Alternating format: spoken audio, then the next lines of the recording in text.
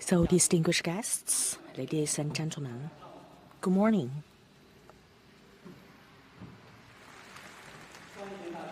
So, first of all, welcome to our NCPA, the Taihu Art Center, for our 2023 NCPA Taihu Art Center International Forum. I'm Guang Jianbu. I'm the Vice President of NCPA. I'm very happy to be the moderator of our opening ceremony. 2023, the Taihu Art Center International Forum is organized by the Beijing International Design Week, NCPA, and also the China Institute of Stage Design.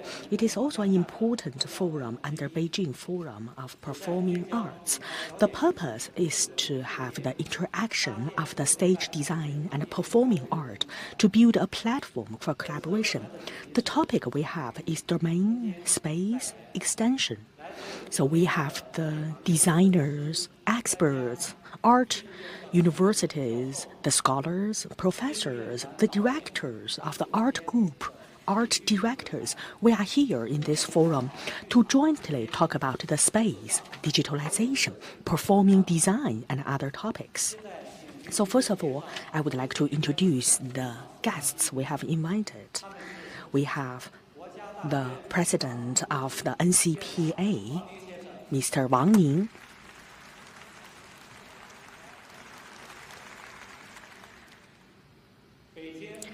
The Deputy Director General Manager of Gehua Media Group, Deputy Director of the Beijing Design Week Committee Office, Mr. Luo Xiaojun.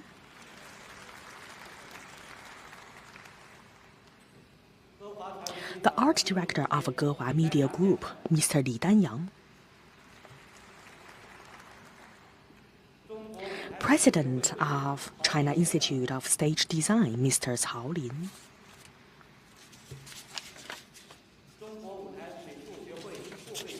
The Deputy Director of the China Institute of Stage Design, the professor from the China Academy of the Performing Arts. So, Mr. Ma Lu. So today we also have a representative from Ministry of Cultural Tourism, the Chuzhou Bureau of Culture and Tourism, the National Peking Opera Theater, China National Theater, China Opera and Dance Theater, Oriental Performing Arts Group, China Symphony Orchestra, China Children's Art Theater, Central Opera House, Central Ballet Group, the Central Chinese National Orchestra, China Radio Arts Troupe, the Central Academy of Drama, Shanghai Theater Academy, Chinese Opera Academy, Beijing Academy of Film, also from the China Conservatory, and also the other guests from the NCPA. Welcome. So first of all, I would like to give the floor to Mr. Wang Ning from NCPA.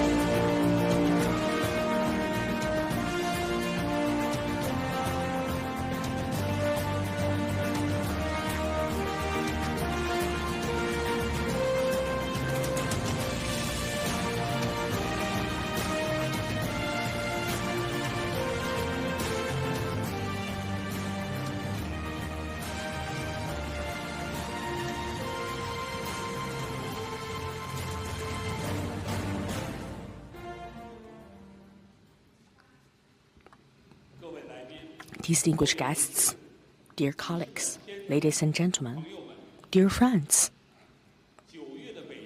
In this September in Beijing, we have the beautiful weather of autumn. So today, I'm very happy to meet all of you again to have our friendship and cooperation. So this time, our Taihu Art Center International Forum as important activity of Beijing International Design Week, and also one of the 3 famous forums under the Beijing Forum of Performing Arts. So it is by the organizing committee of Beijing International Design Week, NCPA, and also China Institute of Stage Design. We have also invited a representative from the universities, research institute, and art group to support us. So on behalf of our NCPA, as well as the Beijing Forum of Performing Arts, I want to extend our welcome and appreciation to all of you from all over the world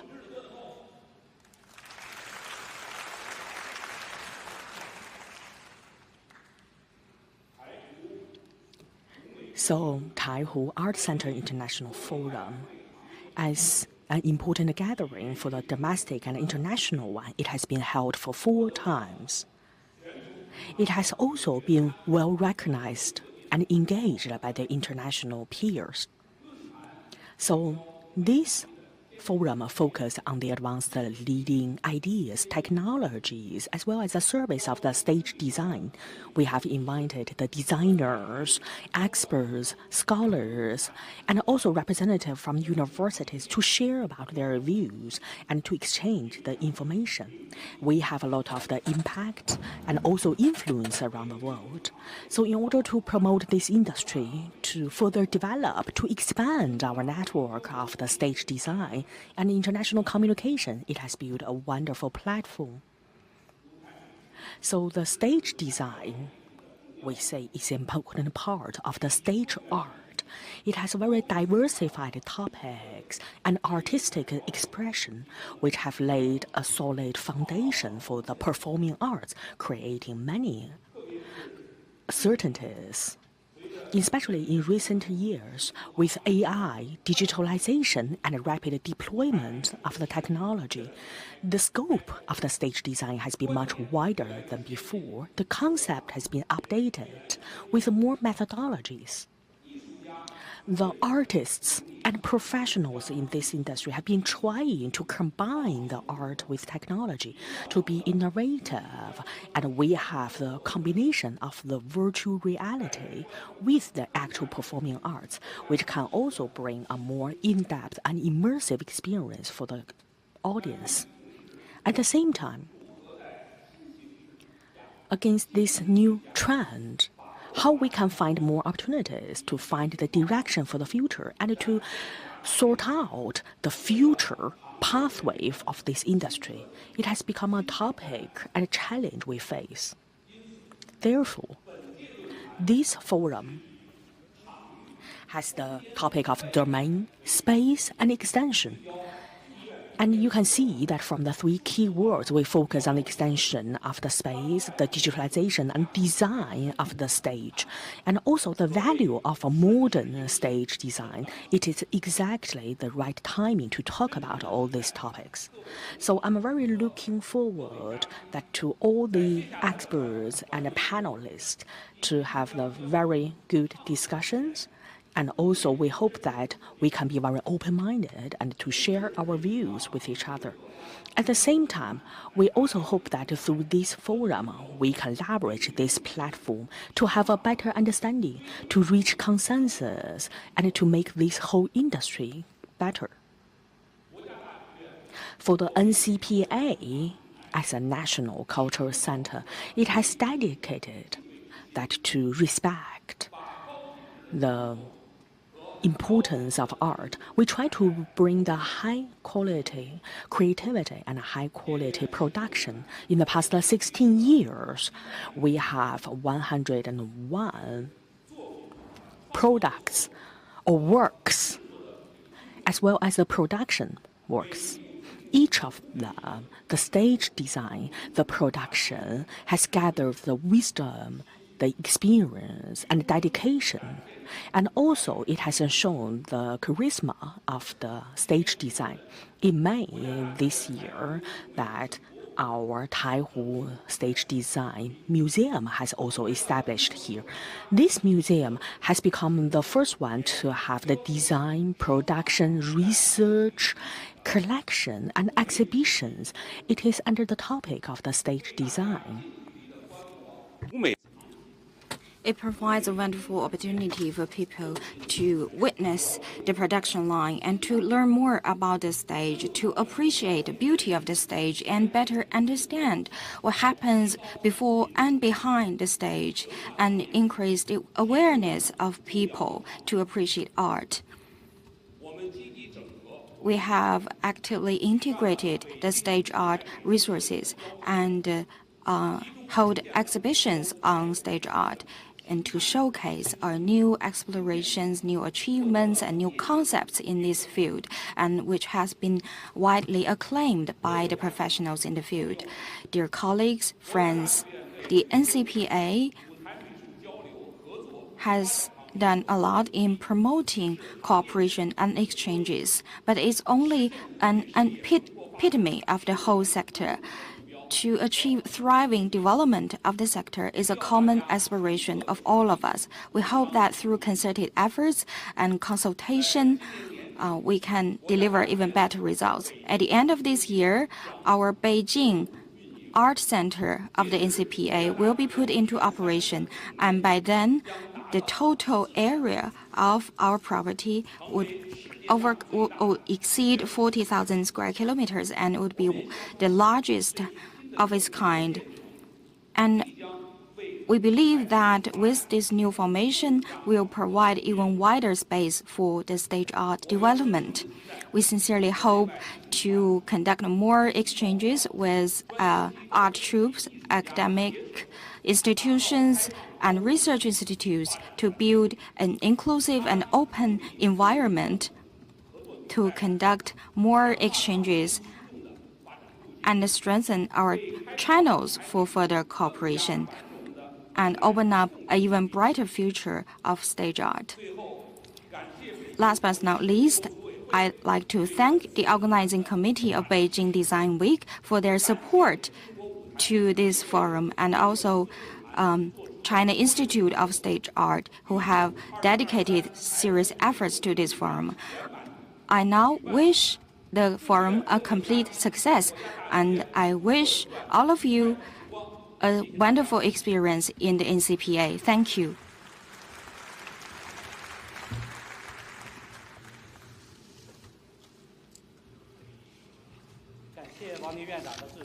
I'd like to thank President Wang Ning for his wonderful presentation. And next speaker, let's welcome Deputy General Manager from Gehua Media Group and also Deputy Director of Beijing Design Week Organizing Committee, Mr. Luo Xiaojun. Please welcome.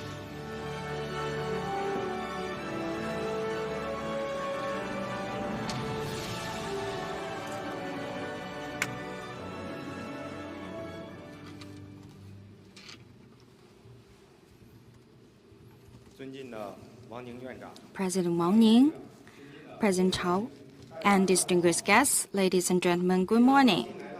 It gives me great pleasure to be here in the NCPA Taihu Stage Art Center to attend the 2023 Taihu International Stage Art Forum with experts, scholars, and friends from various fields.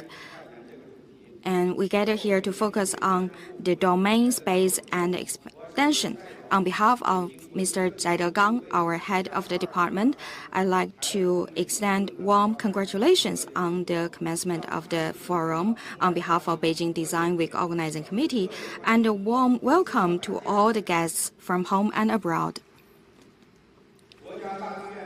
The NCPA is a national platform of art and also a world-class national performing arts center. The outstanding productions presented by it are characterized by profound ideas and artistry excellent productions, and these bring the enjoyment for our people and provide a better platform for our people to appreciate art. I'd like to extend our appreciation and the Beijing Design Week Organizing Committee, in collaboration with the NCPA and China Institute of Stage Design, we feel honored to co-organize the forum. And we have been transforming the relations between traditional drama and theater.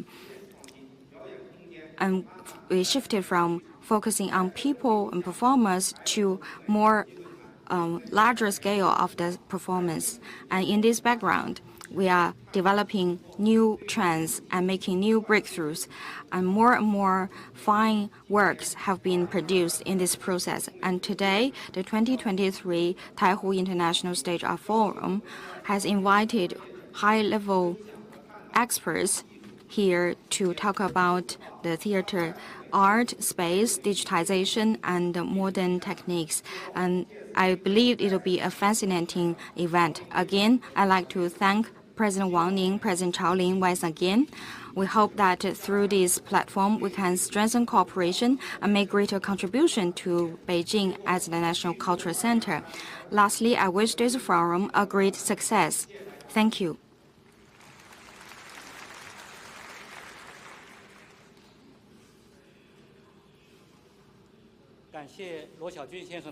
Thank you, Mr. Luo Xiaojun. Our next speaker, let's welcome President Cao Lin from China Institute of Stage Art.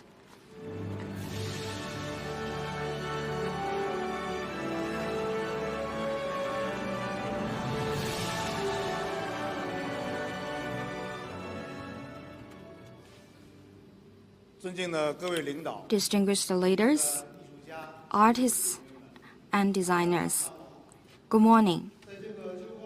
On this beautiful autumn day, we are here for the 2023 NCPA Taihu International Stage Art Forum. Since 2019, it has been held for 4 successful editions, and colleagues from the stage design industry, both home and abroad, engage in profound discussions on historical traditions, present implications, and future goals on the international cultural exchange platform.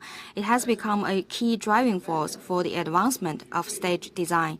On behalf of China Institute of Stage Art, I'd like to pay tribute to the organizers and extend a warm welcome to all the participants, express my heartfelt gratitude to the unsung heroes in the backstage. For stage design, we are currently in a unique period of rapid advancements in new mediums, materials, and approaches. The rapid iterations of digital technology and transformative changes in operational methods have a profound impact on the depth of spatial design, which tends toward infinite possibilities in theatrical stages. Therefore, we set the theme of the forum as domain space extension to focus on the relationship, progression, and the essential differences between contemporary theater arts and traditional drama. We also aim to examine the boundary issues of theatrical performance and literature arising from this exploration, scrutinize the textual attributes of theatrical spaces, and explore the unique significance of the stage elements. In addition, we'll extend discussions to address relevant topics regarding digitization and performance design, and explore the relations between performances and digitization, and look forward to the future development. And contemporary value of stage design has become a topic of great attention. In this forum, we delve in the numerous emerging stage design exhibitions in recent years, analyze the impact of audiovisual sensory system on theater arts, and explore principles and methods of traditional stage design, and establish a discourse system highlights relevant independence and inherent value of contemporary stage design. While breaking the conventional understanding of professional connotations and extensions, we must also see clearly the overall cohesion and complementarity between stage design and theater, technology, and art, as well as China and world. Behind the changing landscape lies people's unwavering pursuit of beauty. The forum upholds professionalism, internationalism, and academic temperament. It fully leverages the influence of this platform, expands boundaries of stage design, guides the industry to adopt an international perspective, and showcase the storytelling of the Chinese people through the language of stage design on the global stage. Once again, I wish the 2023 NCPA Taihu Stage Art Forum a complete success. Thank you.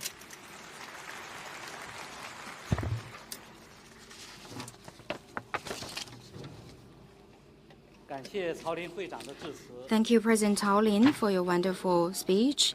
This forum adopts a combination of online and offline formats.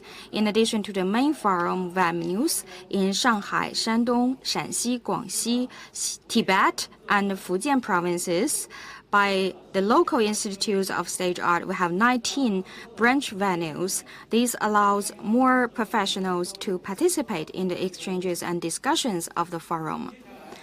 So our next session will move on to the keynote speeches.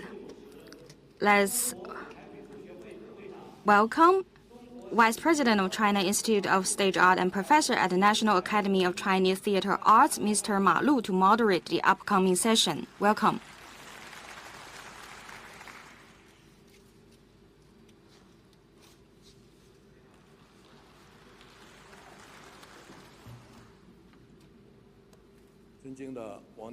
President Wang Ning, President Chao Lin, distinguished leaders from the organizing committee of Beijing Design Week, colleagues, as well as experts at the present venue online.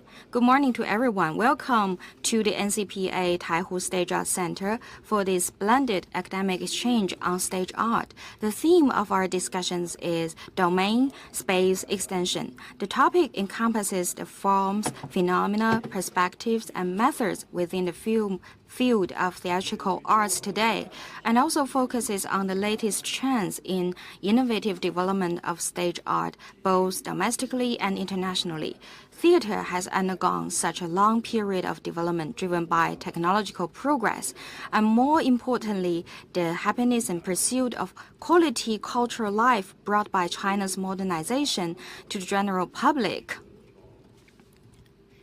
To explore the similarities and differences between contemporary theater art and traditional concept of theater and drama, to carefully study the boundaries of theatrical literature arising from this exploration and examine the spatial attributes of theatrical texts, has become an imperative for us as professionals engaged in stage art design. It is also crucial to delve into the impact of digital technology on non-human performance subjects, along with the emergence of new spectator-performer relations. We should anticipate the various possibilities of digital design in the future, with the theater stage as its core. We'll study the uniqueness of various theatrical stage elements, expand domains of stage art, and inherit principles and methods of traditional stage design, explore their independent significance and value. Now, we would like to invite our first keynote speaker, Chairman of China Center of OISTAT, Vice President of China Institute of Stage Design, and Professor and Doctoral Supervisor at the Central Academy of Drama, Mr. Liu Xinglin. He is well accomplished, and he's a winner of multiple international awards.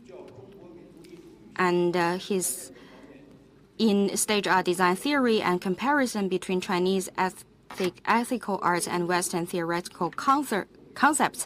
He has rich experience and high reputation. He's also done a lot in training the experts. So now we would like to give floor to Professor Liu Xinglin. He will talk about the extension of the space in the theater. Welcome.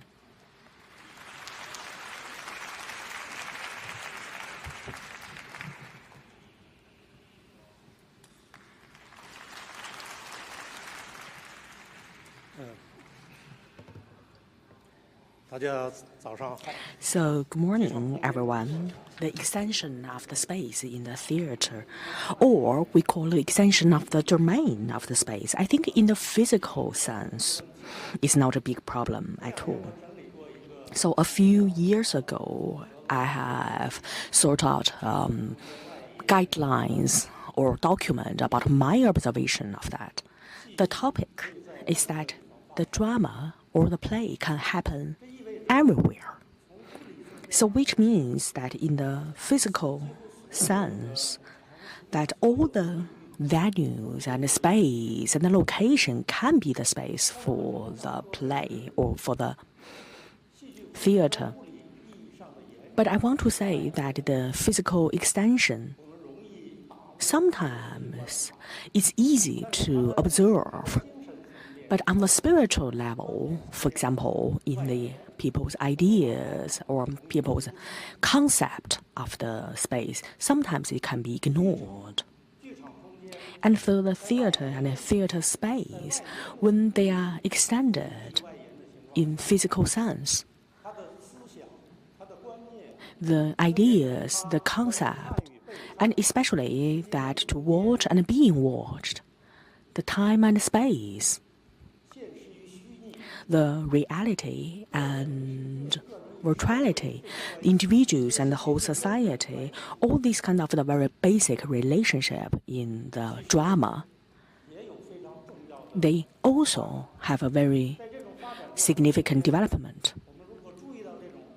So if we follow the track, you can see that there are many changes as well as the eternity, which is very important for all the practitioners, and also that for the future development, it is also quite crucial.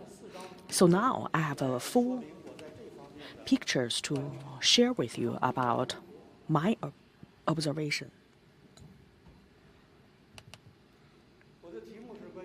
So my topic is about the extension of the theater space. So first of all, I want to say that in June, in the Prague International Exhibitions, the Latvia International Exhibition has been very helpful to demonstrate the point I want to make. So that is about in the theory and concept of the theaters, and for the space, and for the actor and actress, script, environment, and scenarios. It is very representative. You can see that the national exhibition they have there is that in a stage design team, they have 4 people in the team.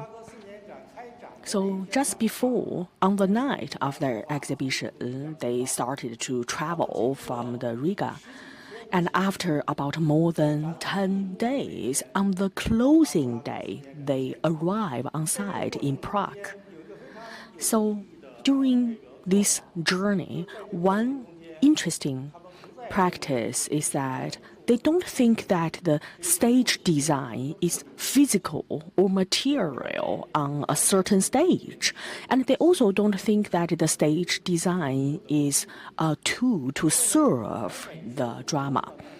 They think that the stage design in an 11-day journey, it can be a process, it can be a journey, and also it can be interactive with the people, with the environment, cultures, and the world around this journey. So in this journey, all the elements of the drama will be changed fundamentally. So along this 11-day journey,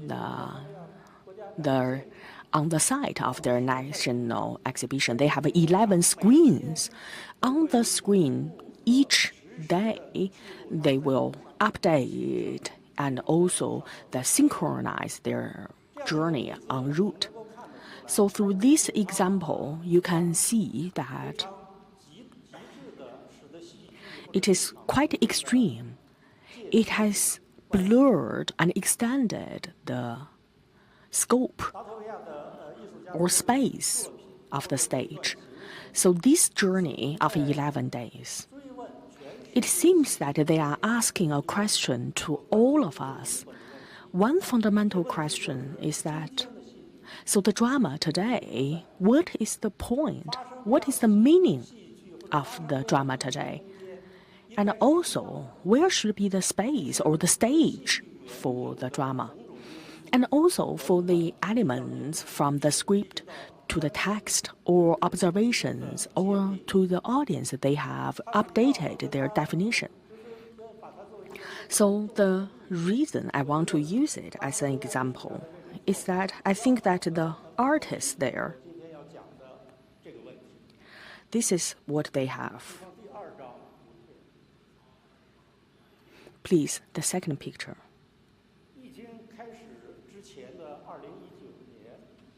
So in 2019, the famous the Lipny group from Germany has visited Shanghai. And in Shanghai, they have made a big breakthrough of the extension of the space that is called the remote-controlled city. So this remote-controlled city has been performed and implemented in about 40 cities for 2,000 times. In Shanghai, this is only an extension or an extra episode, so happens during their visit to Asia. So for the Libini group, one important practice is that they try to explore the relationship between the drama and reality. You know that the reality is always a reference for the drama. So it is since the day one of the drama, everyone in this industry, every artist are trying to answer this question. That is the relationship between reality, between the reality and the drama. And we always try to solve this problem. So in the work of the Libini group, what they have done is that they have leveraged the GPS we have, the computer-based or the cell phones, the app. So the audience, they are wearing the headset, following their instructions in the cities and to go around in the cities. So in Berlin, you can see this is how they perform. So in this kind of the performing art, a phenomenon that we can observe is that the audience, city, and environment are no longer limited by the elements of the drama itself. The city has become the stage. The audience has become the actor and actress. And also that everything in the environment has become the plot. So that's why in this group, they have been trying to explore about the relationship between the realities and drama. And at this critical line between the two, the artists, they have expressed their understanding about the drama, and a lot of the traditional rules have been broken. Next slide.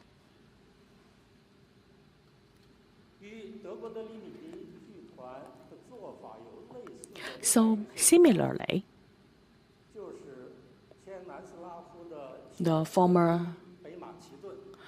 North Macedon, the artists from the 2015 with the artists in art, music, literature, and also the movie and the film, they have the cross-discipline collaboration. And also there are two kinds of. The first one is in 2015. It was called that the buildings can talk. The second one is what you can see on the stage. That is the cities as the stage. So what is the background here? For the former Soviet Union and also Yugoslavia in 1990, that in 1963 they have suffered from the big earthquake in the North Macedonia. They have built a lot of the modernist buildings, and when all the social and economic changes happened in the North Macedonia, there are many changes there. Some of them have been destroyed, some of them have been abandoned, some of them have been privatized, and also some of them have been replaced by the new but the cheap building, or is surrounded by the new and cheap building. So for any of the cities, especially that in the second half of the last century, the modernist building or the styles which has been quite wild, this kind of the building for the whole North Macedonia, and also that for the city itself, they are important cultural heritage. But sometimes that the social and economic development will ignore or override the trace of the history and the culture.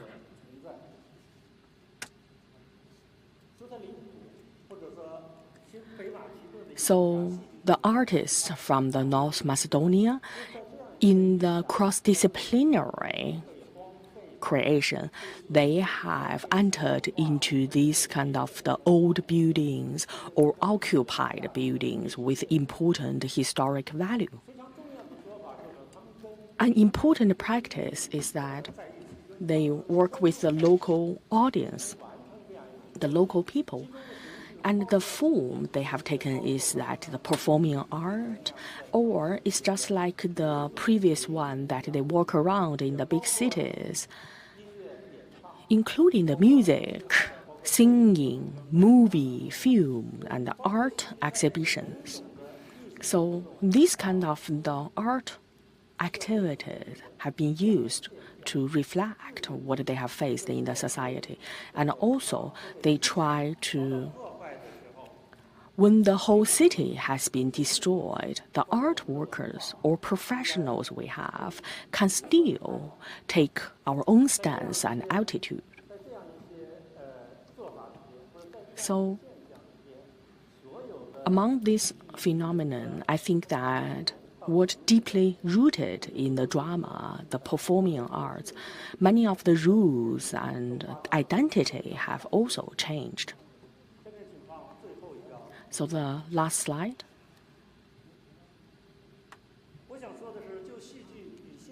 I want to say that when talking about the relationship between the drama and reality, the boundary and the lines, there is no universal solution on that. So it's more about the watch or being watched, the time and space, and individuals and society. So based on all this very fundamental relationship, we can see that each of the artwork, each of the professionals, their understanding about that, the boundary, the scope and the stage and extension of that, all of them, they are a reflection about our knowledge structures and also our concepts. So against this background, that when they are rehearsing about the play, they don't need to follow certain kind of the rules. So the extension of the stage itself cannot guarantee about the correctness of the mind. I'll give you one last example. There's Romeo Castellotti of Italy, and he's working on an opera production in Prague. He used strength to solve the relationship between traditional theater and modern drama. So the actress, leading actress, has been played by a patient suffering from cystism. And with the consent from the patient herself and her family. So 14 kilometers away from the theater is the hospital. So the image of the patient in the hospital has been transported to the theater. That's what we are showing right now, this picture. So when the actress, the leading actress, was playing on the stage, the image of the female patient in the hospital has been transported to the stage. The patient was 28 years old. She has a happy family with a husband and 2 children, but the sudden outbreak of the disease that tortured her.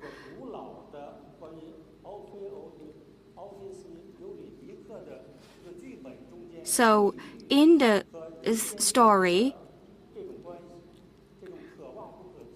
the situation of someone struggling to live in hell has been vividly presented to the audience watching the play in the theater, and the audience feel more touched about the emotions and the stories of the play, of the opera, and that design hit headlines of the news report, and applause, and the audiences didn't applaud. They remained silent for quite a long time, and they can truly relate to the deep feeling and emotions of a living person suffering from personal pains.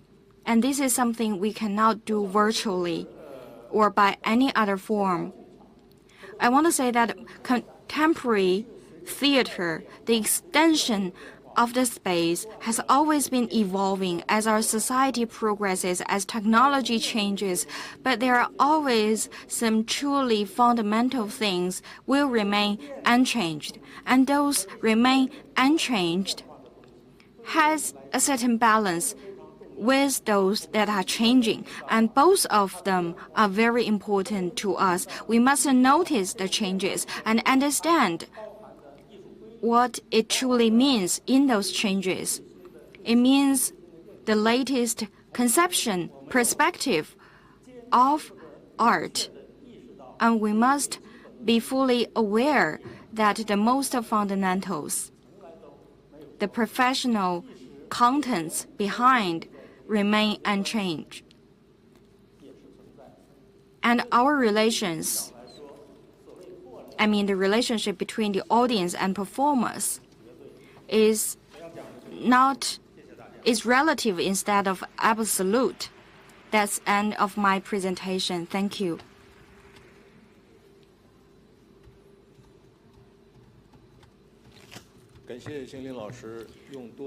I'd like to thank Professor Lin for using a number of very representative cases from abroad in the extension of space and theater and design.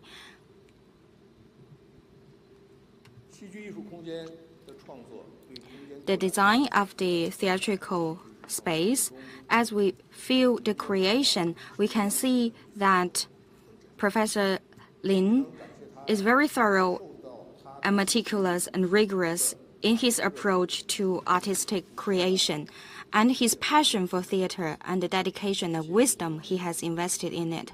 Thank you again, Professor, for sharing your insights. Our next speaker is from Teatro Colón in Argentina, Gabriel Capito, the technical director of the Opera Experimentation Center. And he also serves as a director of the International Film Festival in Mar del Plata, in institutions such as Theater San Martin, Theater Prata, Theater Roma, Social Club Theater in St. Louis, and Comedy Theater in Cordoba. He is responsible for art installation projects. He also involved in the operas Annie Boleyn, the Troubadour, and Caesar at the Teatro Colón. And he also worked on the theatrical production, including Wrong Man, Ashes in Hand, The Outstanding Headache, The Critic, and post-war scenes at the Theater National Cervantes. And today he'll share us on the topic of Theater Colón Fabrica. Good morning. My name is Gabriel Caputo. I am set and lighting designer and currently technical director of the Opera and Ballet Experimentation Center of our beloved Teatro Colón in Buenos Aires. To begin with, I would like to thank Mr. Wang Ning, President of the National Center of the Performing Arts, as well as Chairman of the Beijing Forum Performing Arts, where Teatro Colón is honored to be part of. I'm pleased to introduce to you today our Colón Fábrica project. It is a factory of objects, sets, costumes, props, dreams. Let's see.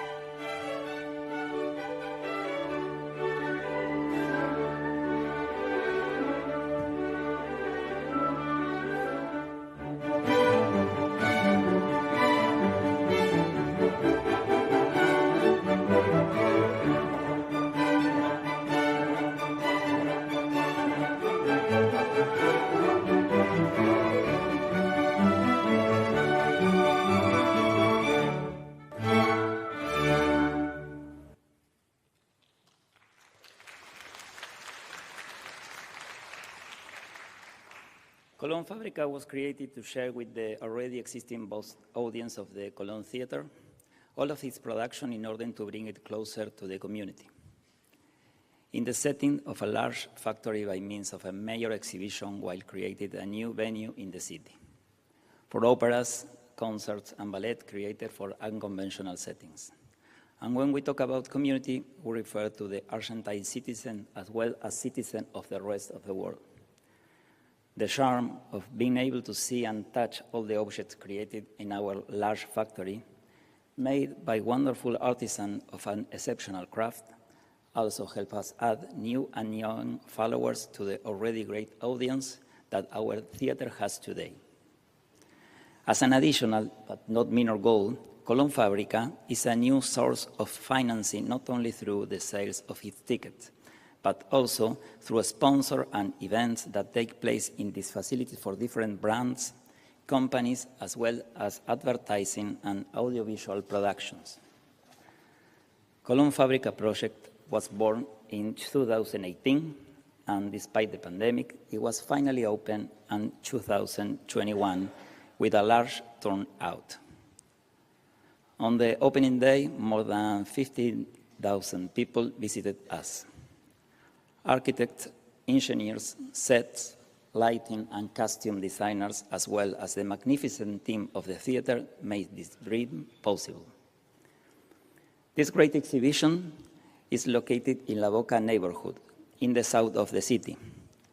La Boca is characterized by being one of the first neighborhoods of the city where conventillos, which are all multifamily houses, artists and musician workshops, theaters and art galleries, as well as a large number of factories and warehouses converge. Not to mention that all of this is surrounded by a river called Riachuelo. All of this make the place a picturesque scene. Located a few blocks away from Caminito, a historic place that is also one of the most visited tourist spots in the city, allowing the arrival of thousands of foreigners per month who add to the large number of locals who visited it. This large warehouse, where Colón Fábrica is located, has more than 7,200 square meters, and it has previously been a shipyard, an iron and metal sales room, and a warehouse for files, newspapers, and magazines. As I have just mentioned, this was a team effort between us and architects and engineers from the government of the city of Buenos Aires, paying special attention to both the set and costume conservation conditions and to the comfort for the public, always complying with accessibility regulations. Around 60% of the warehouse is allocated to the exhibition area and the rest to storage areas, conservation of curtains, changing rooms, and audience sectors. Colón Fábrica is also furnished with fully equipped restaurants, 2 multipurpose rooms, gastronomy areas, office for staff, and a large ticket office. Colón Fábrica has been a real success since its opening, receiving more than 150,000 people a year and hosting a large number of events. However, it was truly at the beginning of this year that it fulfilled its whole potential with the station of the opera Sun and Sea by Rushil Barduslaika, Baiva Grainta, and Lina Lapelita.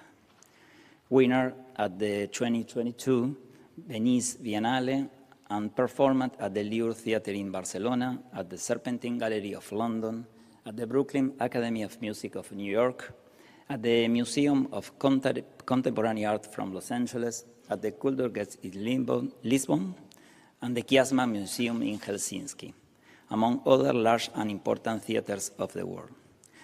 Sun and Sea was part of a double program that opened Teatro Colón this year's season.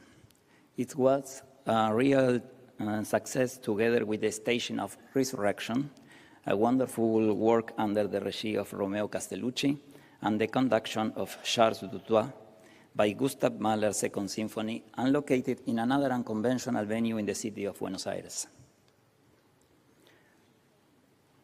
Sun and Sea is set on a beach where an artificial sun constantly illuminates the scene. The performers are on the sand of this beach and are watched by the public from elevated balconies. So it was an excellent opportunity to place it in Colón Fábrica and thus inaugurated an unconventional theater. After a few months of exchange with the company, the areas that offered the best location for the structures necessary for the construction of the stage and balconies were chosen. Adapting exhibition and private sector for performers, dressing rooms, and for setting up all the technical equipment that the performance required: sound, lights, props, costumes. Finally, Colón Fábrica has become not only a huge theatrical exhibition, but also a place for cultural events and a new unconventional venue in the city of Buenos Aires, in which we are working hard to continue offering new productions. Here, we share something else. My eyelids are heavy. My head is dizzy. Light and empty body. There's no water left in that bottle. My eyelids are heavy. My head is dizzy. Light and empty body. There's no water left in that bottle.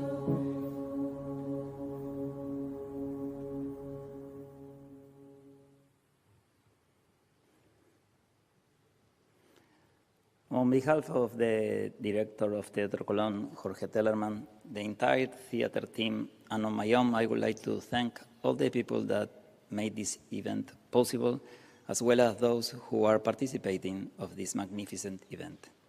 I made this long trip to meet you and exchange ideas with you, and to create new projects together.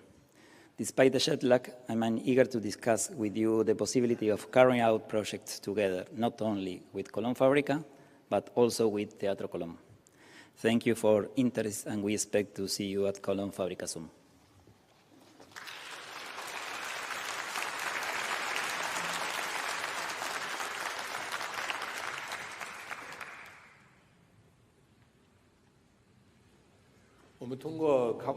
So thank you very much, Mr. Caputo. And through his presentation, we can feel that in Argentina, on the stage of the drama, I think it's very similar to what we have in China. I think that for the professionals of the stage design, their efforts and achievement, and there are many artistic values there. They are also important part of the performing arts. So through Mr. Caputo's introduction about these new ideas and trend, we also can feel about the achievement and efforts by the international peers. We hope that through our Taihu Forum, we can also deliver our message from China on the stage design, the theories, practice to our international colleagues. We can discuss about the diversified drama. Thank you very much. So now, I would like to invite the director of the National Theatre of China, National First Grade Director, Qian Qinxin. Ms. Tian is also like the Deputy Director of the Film and Drama Research Center of Peking University, the Visiting Professor of Central Academy of Drama, Professor of Shanghai Theatre Academy. She also enjoyed that the special allowance of the State Council and also the Central Communication Department, the Standing Committee of the 12, 13, and 14 of the Central Committee. Her work has won the Wenhua Award, the China Art Festival Performing Gold Medal, the National Stage Art Quality Project Award, as well as the Wenhua Screenwriter Award, and also that the Outstanding Drama Artists, as well as the member of the Hall of Fame. Director Tian will share with us about the space structure of the drama in China.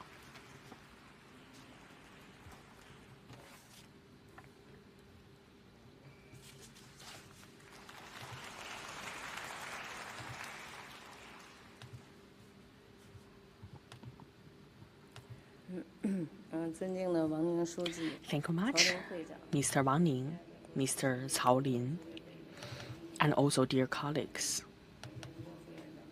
as well as Mr. Guan Jianbo, distinguished guests, ladies and gentlemen, artists, designers. So first of all, I want to thank for the invitation of the NCPA by participating in the Beijing International Design Week and also the International China Institute of the Stage Design to have this Taihu Art Center International Forum. In this, we are going to have the Mid-Autumn Day and the National Holiday of China. We are here to talk about the stage design. I'm very honored to be here. On the June of the 2nd, we have the seminar in China.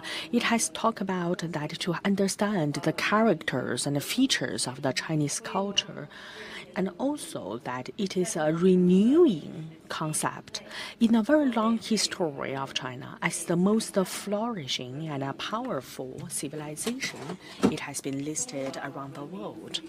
And also, we have the modernization. It has also given us a very strong implication. The China's modernization is a new shrine of the old history. And all these words, it has also that shown the mission we have. We also have the confidence. And also that for the Chinese art, it has also been for together, and also for the outstanding performance it is around the world to deliver about the glory we have. So today that we are here that to share with you about our national theater of the I have 3 works. I want to share with you about what I have directed. I want to share with you about innovative space extension. The number 1, the new concept. I want to use the example of the drama under the title of the 4 generations under one roof. So in 2010, At that time, entrusted by the Xicheng government, we have been greatly supported. At that time, the director of the Xicheng was currently the president Wang Ning from the NCPA. This play, which is called The Four Generations Under One Roof, it has been played for 13 years, but still the ticket is very popular. It has also been invited to be in the NCPA for the audience. The Four Generations Under One Roof, it covers the story from 1937 to 1945. And also it shows about the local citizens in Beijing. It's about the modernism. So when the author Lao She, it has not been revised and also playwrighted. It was a novel. There were 3 episode parts, and also that the first part was at the beginning of the anti-Japanese war. The second one is about in the middle of the anti-Japanese war, and the last one is the famine. So the story actually is located in the very small Xiaoyangjuan alley of the Xicheng district. So at that time, we also worked with the Mr. Xue Dingjie. So at that time, we have been discussing about on the stage, without rotating the stage, how we can solve the problem about the outer space as well as the interior part of the yard. So at that time, Mr. Xue has thought about that they always have an empty space in the middle of the alley, and the people, they gather there and talk about all the news and information, and also that for the interior scene is a family.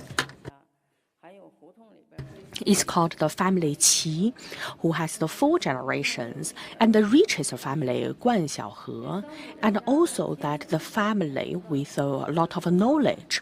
The 3 families have a very different background, but they all need to showcase about their life and storylines. So what Mr. Xue has thought about, we can just use it like the overlapped pictures, so you can open one layer after another, and on the stage it will be like you open a book and you slide after slide, you can see their family. And in Guan Xiaohe's family, you can see the corridor, the dining hall, the bedroom, others.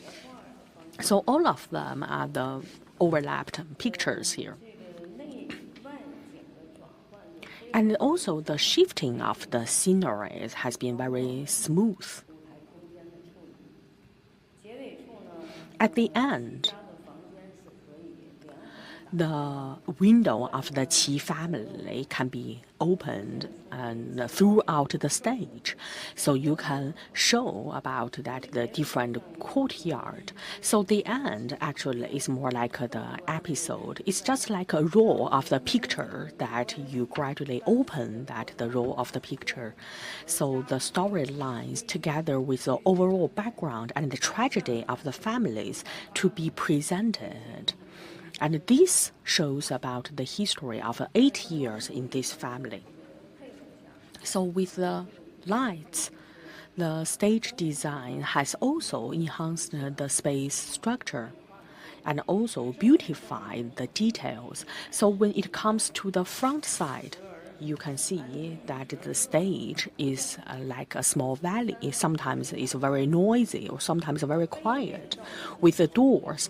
But when it comes to the back, that you can see the result. And on top of the stage, it has also shown about the painting, which has been painted by Mr. Xue himself.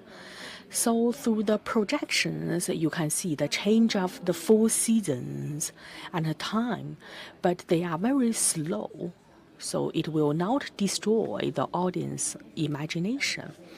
However, it has been there all the time as a background picture. It has also added the expression of the background, but when the when the actors stepped backward, you can also see that they walk up and down, and also that the crowds that pass by. It also shows about the 4 dimensions of the space. The design of the space is very simple and also very abstract. So we have followed about the expression of the Chinese painting and calligraphy. It has also been a very interesting and important exploration we have.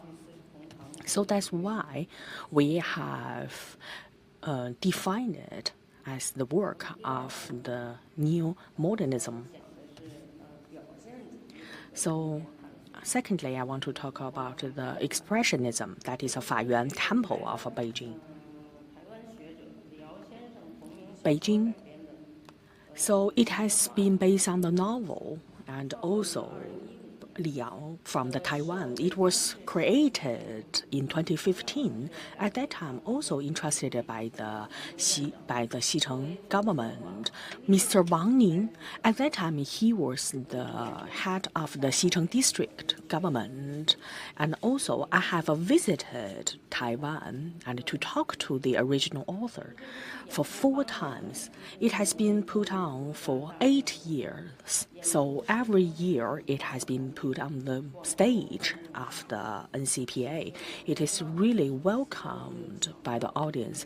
So in Shanghai, in just 4 minutes, all the tickets are sold out. So because it is historical, it is also related to the political event. So it happens at the Qing dynasty and also the major event. The reform movement of the 1898. So it has been as a historical background and to tell the story about all the politicians and also the intellectuals in this reform movement at 1898. So in just about the 1 year that we have all the space and the temples and all the events happened. So first of all, it comes from our on-site visit of the Forbidden City and the Fayuan Temple. So it has been a combination of it is designed by Wang Chen, the young designer of the stage. So he has suggested we put the wall of the temples with the bricks on the floor. So the bricks can serve as the floor, but you can also consider that as going into to see the emperor. We also have the rooftops with a hollow design and structure. With a multimedia environment, the audience can see the temple as well as the civilians' life. So for the audience, they can see the parallel expression of multiple space. Secondly, we hope that they can see the back wall. We take out about the side curtains. We extend the space into the both sides. And we have extended from 1.5 meter to 2 meters. And the sky curtain has also been very close to the wall. So when the audience see the stage, they will believe this is a real temple or very similar to the real temple. So this has expanded the space of the theater, but also give the audience a very vast visionary experience. So the audience can smoothly transition between the temple, the court, and the folk scenes through the actors' performances, realizing the spatial concept of the towering temple and the stage of the world. Third, expansion of the stage space through multimedia projection. The play, literature and art in the War of Resistance, the documentary drama, literature and art in the War of Resistance premiered at the NCPA on October 1st, 2022 by the NCPA of China. From the initial concept, we aim to create a modern documentary museum on the stage. The challenge was how to transform the limited space on the stage into a museum many times larger by combining stage art design With multimedia, we integrated LED screens with a steel frame structure built after removing the stage side curtains. Utilizing the perspective relations, we expanded the visual space, transforming the 25-meter deep National Theatre into a space that appeared over 40 meters deep.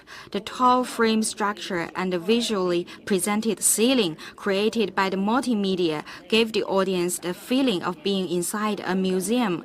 Below the stage, the 9 standing screen installations formed small exhibition spaces within the museum. Screens representing the museum were set up on the second floor, creating museum spaces. As actors narrated the documents, the actors on the screens and the actors on the stage presented live storytelling and the character narratives of the war. This play has a complex and multi-layered multimedia imagery with elaborate filming and editing. The structure expansion of the stage space through multimedia projection design is the most outstanding innovation of this play. In the future, the combination of multimedia projection and the stage space will continue to be an important trend in the development of the world stage arts. It is already happening now, but with the technology progress, I believe that in the future it will be even more prominent. From ancient times to present, spanning thousands of years of evolution, Chinese theater aesthetics are embodied with romance and a spirit of free expression in spatial structure. Chinese artistic perspectives pursue variability and fluidity. It encompasses both tradition and modernity, exemplifying the excellence of Chinese cultural spirit. We must continue to inherit, carry forward, innovate, and transform. The NCPA will always uphold tradition while embracing innovation. At this new historical starting point, we'll promote cultural prosperity, scale new artistic heights, and contribute to the power of drama. We express our gratitude to NCPA for organizing this forum, providing a platform for exchange among many artists. We wish the forum continued success. Thank you.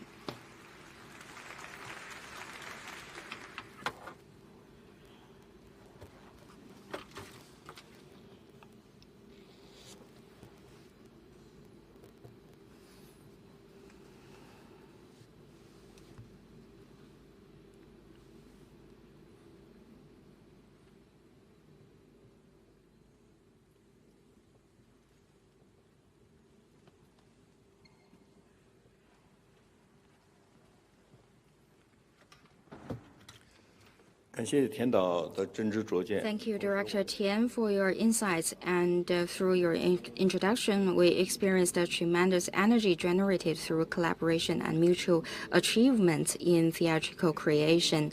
There are so many we can further explore and utilize.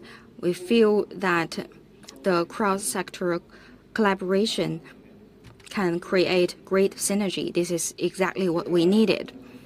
And our next keynote speaker is opera director from Belgium, Mr. Gilbert Delflo. Gilbert Delflo is the chief director of the National Opera of Belgium. He also directed operas in countries and regions including Italy, Barcelona, Paris, and China. He directed world-renowned works such as Aida, the Queen of Spades, Don Quixote, and Nabucco, the Rosenkavalier, and La Sonnambula. He staged the production of Manon Lescaut by the Deutsche Oper Berlin in Helsinki. And also, many of his productions has been restaged from time to time, which means he has a special insight in all of them. He has directed over 100 operas, spanning from Verdi to contemporary works, covering the entire history of opera. He has been awarded the French Order of Arts and Letters and received widespread acclaim. The website of Berlin Stage Opera in Germany describes him as follows. He embodies an uncompromising dedication to perfection, investing his whole heart and passion into each opera he directs.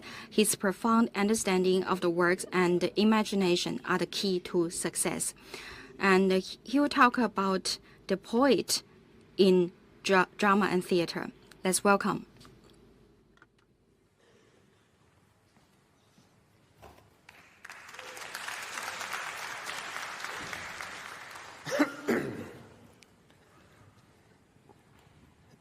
Dear public, can you allow me to go a little bit back in my very far past, when I was 7 years old, with my schoolmates? I was in a big room where unemployed people, went to look for a job. And at noon, this room was closed, and we asked to the caretaker, can it remain a little bit open?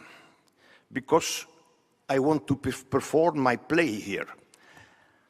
So, 7 years old, I had written a play about the pirates, and there was a stove in the middle, a stove to warm the people in the middle of that big room. And when you open that stove, you had an orange red light, which was perfect for the atmosphere of the pirates. I gave to my colleagues, I gave torches, was like a follow spot. And we had rubber knives to throw without hurting each other. So I said, text, turn around the stove, light, not too late. I was directing with 7 years old. And I was directing in a space, an empty space. And everything which is necessary to make theater was there. I mean, we were actors. There was the lighting, the stove, there were the props, the knives. One thing was lacking. There was no public. But the public came later on, when I was an adult director. Now I know that something was happening there, which is the essence of theater. As young boys, we were reacting our lives and reacting our imagination. And when I was 12 years old, I had to play female parts. You know, in my Flanders, I am from Belgium, Flanders.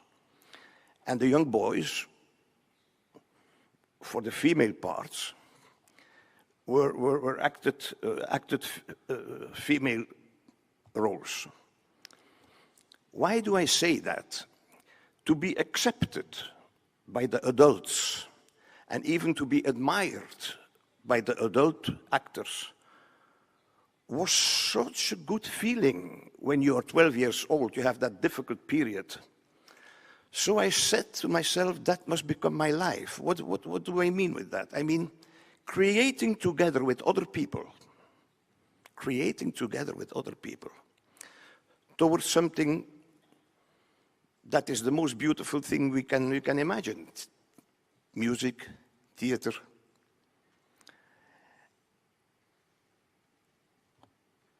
And now that I know the theme of this little speech should be the space. And when thinking back to the Greek theater, high moments of the theater, there was an empty space in the most beautiful surroundings in front of the sea. But there was no multimedia, there was no projection. It was just great actors. We make a jump in time. We think about the Elizabethan theater. Let's think about Shakespeare. Shakespeare, the famous wooden O, great actors, great texts. The Globe Theatre was the theatre, but there were many theatres in London. And there was a little bit of machinery, as they say in French. There were the traps for the ghosts, and there were some angels coming from the air, like we have in the theatre today. But as Shakespeare said, use your fantasy. This little introduction is to show you how I see theatre. Of course, there has been a big development in the Teatro all'Italienne, they say, in Italy, with the Renaissance, the Rinascimento, 16th century, 15th, 16th century. We developed the Teatro all'Italienne. So a big room, we are still in it today, where the perfect place is in the center for the prince or for the king. We are still in opera, we are still in that space. Of course, there has been developed a lot of other spaces, as one of my colleagues said. But what I mean is that the essence of theater is the actor. The singing actor in opera or the acting singer. I insist on that because at least in the West, many singers are not aware of the possibilities of the bodies. They don't know the corporal mime. They don't know the pantomime. They don't know the anatomy. They know the development of the voice. So there is still, and each time I look at my DVD to talk about your culture, I look sometimes at the DVD of Mei Lang Fang, and when I see the drunken concubine and other DVDs, I say, my God, they call him an actor of the past. For me, he's an actor of the future. I study the movements. I study the movements of Mei Lang Fang.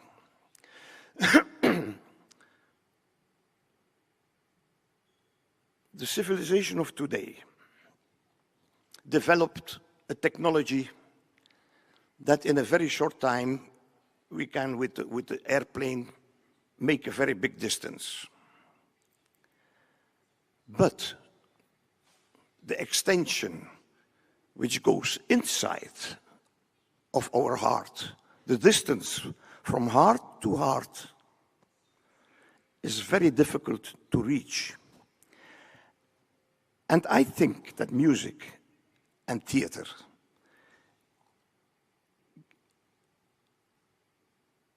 permits is one of the possibilities to realize that aim, making theater together. I worked in 20 countries, and independently from the artistic level, the fact that I could direct in China, that I could direct in other countries, 20 countries, made me really understand what human being can give for the best. So I know I will be very, very concrete. I got from Barcelona, Teatro Liceu, a proposition to direct the beginning of the opera, l'Orfeo Monteverdi, 1607. So that Orfeo from Monteverdi was created in Mantova, in a very small room, 150 people. You know, they studied ancient Greece because they wanted to recreate, to give rebirth, Rinascimento, Renaissance, to the ancient Greek theater. And I visited the Sala degli Specchi, the room with the mirrors. I said, my God, in a big theater with 2,000 people, how can I recreate that festivity? Because all the public were architects, musicians, philosophers, academic people. How can I recreate that feeling of the beginning of opera? Because it's not really a drama. Monteverdi calls it favola in musica, a tale in musica. So I decided the idea of the mirror, the whole stage, the opening of the stage was, I covered it by mirror. So the public saw itself reflected. The conductor, a costume like Monteverdi, he came in from the auditorium. The mirror becomes transparent, like a revelation, and the allegory of the musica introduces ancient Greece. So we had different moments of space. You have the Liceo, a 19th century, big 19th century theater. You had the 17th century of Monteverdi, and you had the reconstruction of ancient Greece. So the few minutes of DVD video that I want to show you is the beginning of it. And you will see that Orfeo, when he is in the center with his lyre, he is the symbol of music. They accepted that the god, that the singing god who charms the animals, who charms the nature, they would never have sung Hamlet or Othello in that time. As I said, they wanted to reconstruct the Greek theater, which was, in their opinion, singing, rhythmical speaking, recitativo, dancing. So, Orfeo is red, the sun. Around him, the dancers have the colors of the earth and the forest, the nature. When the messenger comes in, which announces the death of Eurydice, she comes from the auditorium, and she's in a cold blue. So there is a symbolism of the colors, but that I cannot show, there is no time enough. I just show you the entrance so that you understand how in a big theater I try to reconstruct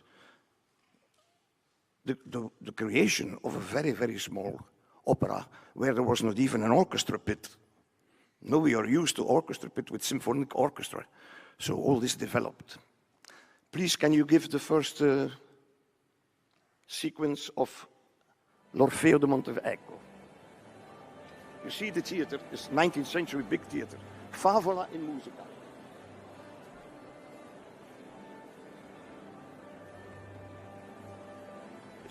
Jordi Savall is the conductor. It's Baroque music, they call it.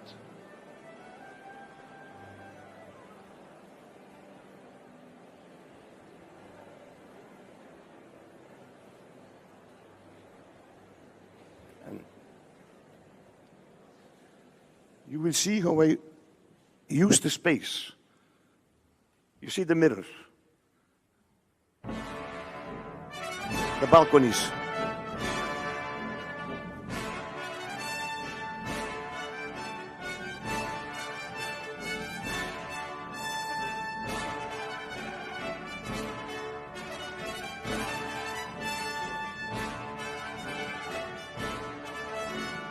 Conductor. And I rehearsed with him a long time so that he just arrives at the last note.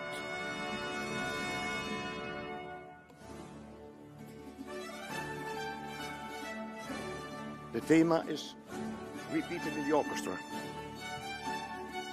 And all the musicians are costume 17th century. So that you have the atmosphere of the world creation centuries ago.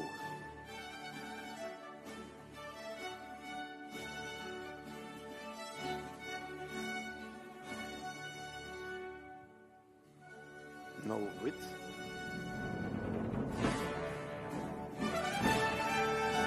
See, there is a crescendo.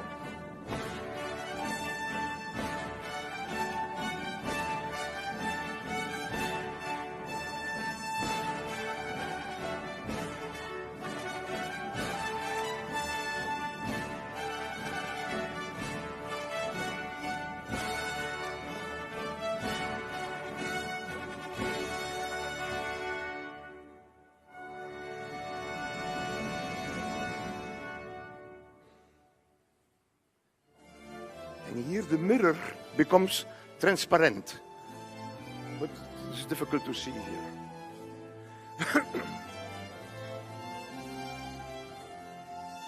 And of course, live, it's a complete other atmosphere. The mirror goes up. But we saw her already before. She's the personification of the music.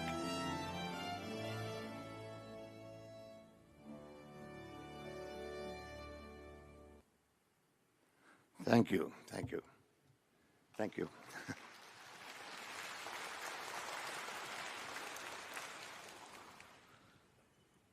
So 4 rows of shepherds come forward. And each time the chorus sings, the mirror comes down and I give a little bit of light on the auditorium. So the chorus is between auditorium and the stage. But now I want to show I was talking to you about the dancers, the color of the dancers, the color of Orfeo, the style of the dancing. I studied the Greek dancing, the saltation, very, very simple. But you will see it's a ritus, a rite of, they receive the sun who goes to the earth. It's a kind of, how do you call it? Fructification ritus. It's to put the warmth of the sun into the earth. We can have a little look at the ritornello, at the dancing.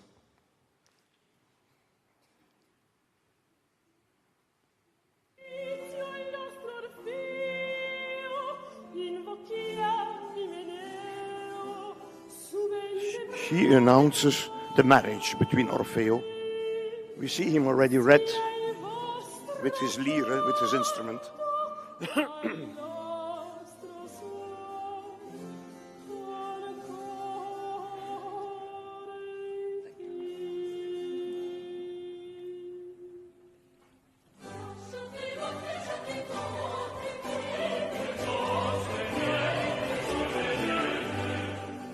The shepherds look at the color of the dancers.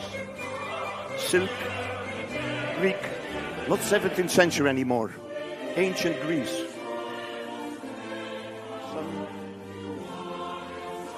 You see Orfeo in the middle, red. Little temple behind.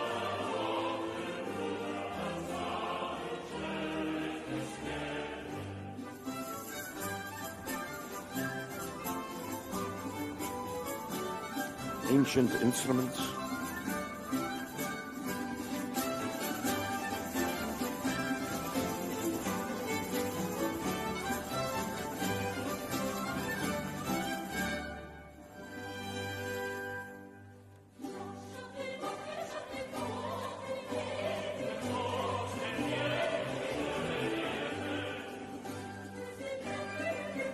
You see the colors of the earth.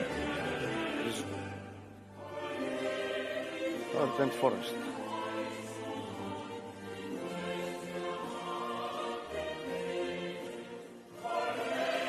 Reconstruction of ancient Greece in my mind.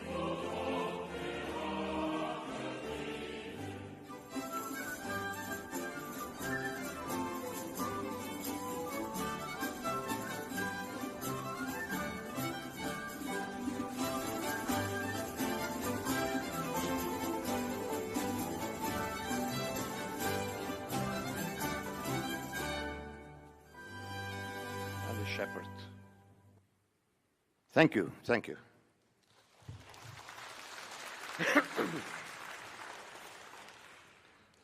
So to end my short speech, we go to much later, 19th century. Carmen, everybody knows.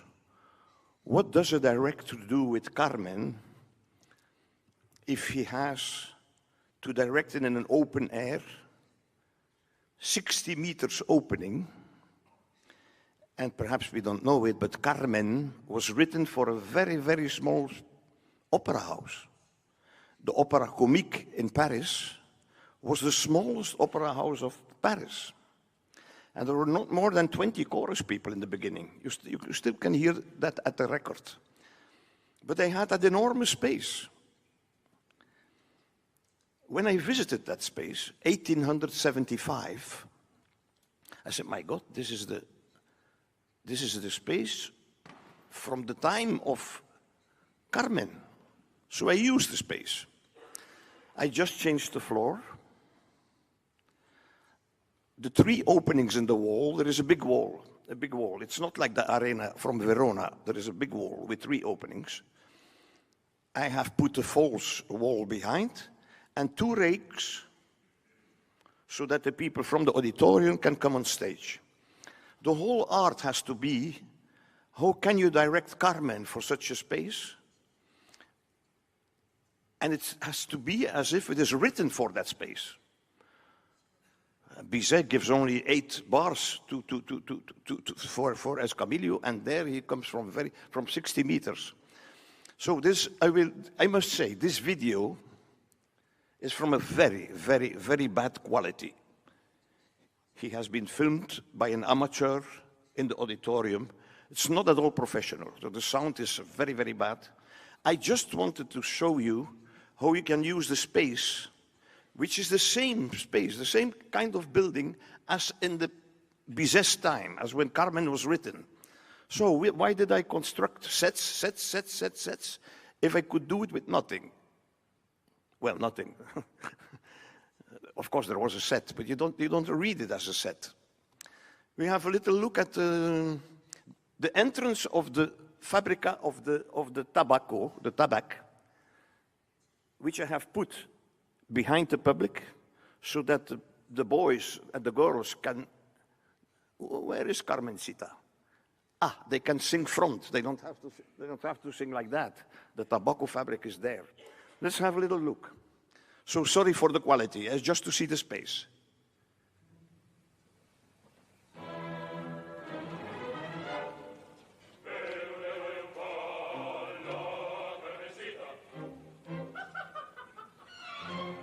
You see the walls behind are false.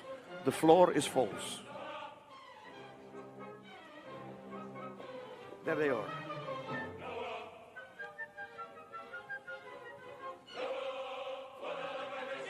Go. You see, this is very, very large. This is constructed.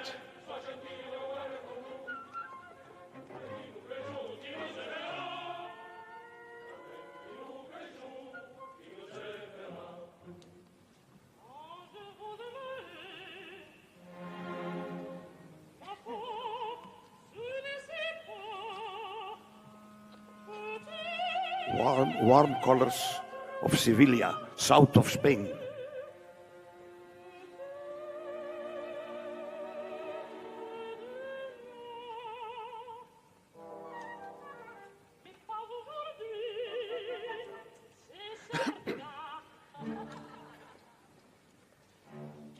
La Habanera.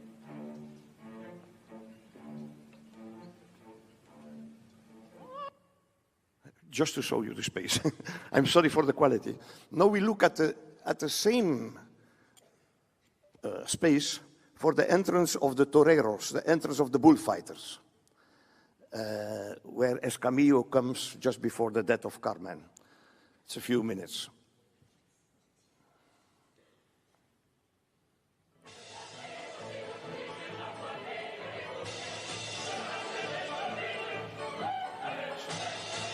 It's a pity you don't see the auditorium, but it's the same like the walls.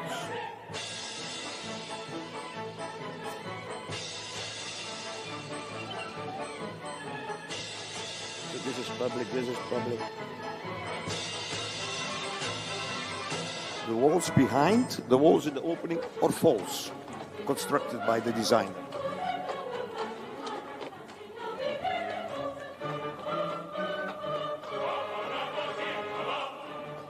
I had to calculate that horse. He comes in already 3 minutes before from the city.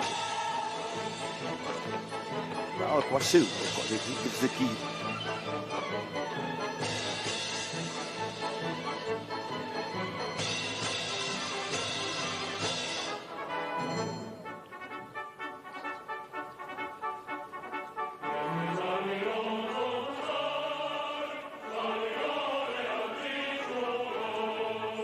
So in the darkness, they were already walking 30 meters before we see them.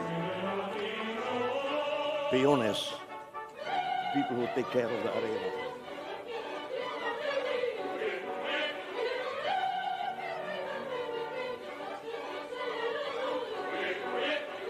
The arena, of course, is behind.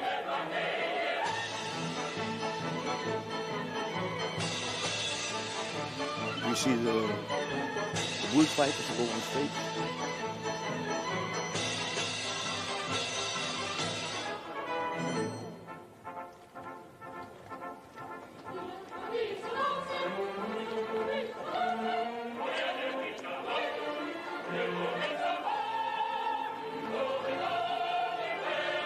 The picadores and the horses. So their presence should exactly come on the text. They came from the city, and there is the bullfighter in a carriage. In a carriage.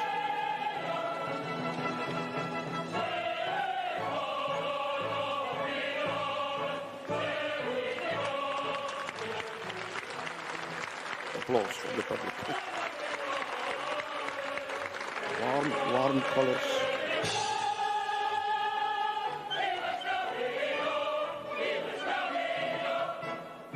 Go.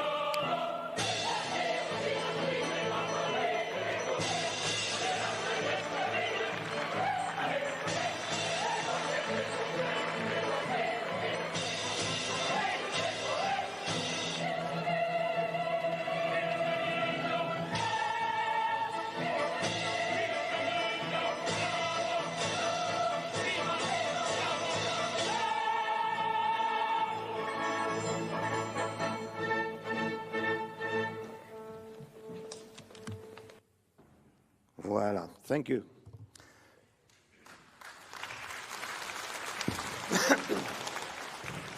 So this is just a little choice, a very, very little choice of the 150 productions I did in 20 countries. But I insist the dramatic action should start with the actor and end with the actor, with the singing actor. You can build a lot of stage around him, but the danger is that you build stages that are so spectacular, projections, 3D, that the man itself is destroyed. You don't see him anymore. And drama is the opposite of spectacular. Drama has always something psychologically very deep inside. So the director should coordinate all this. Around the singing actor, I insist, this is, for me, but because I saw so many things where the working with the actor is neglected, that I had to insist on this evening. Thank you very much.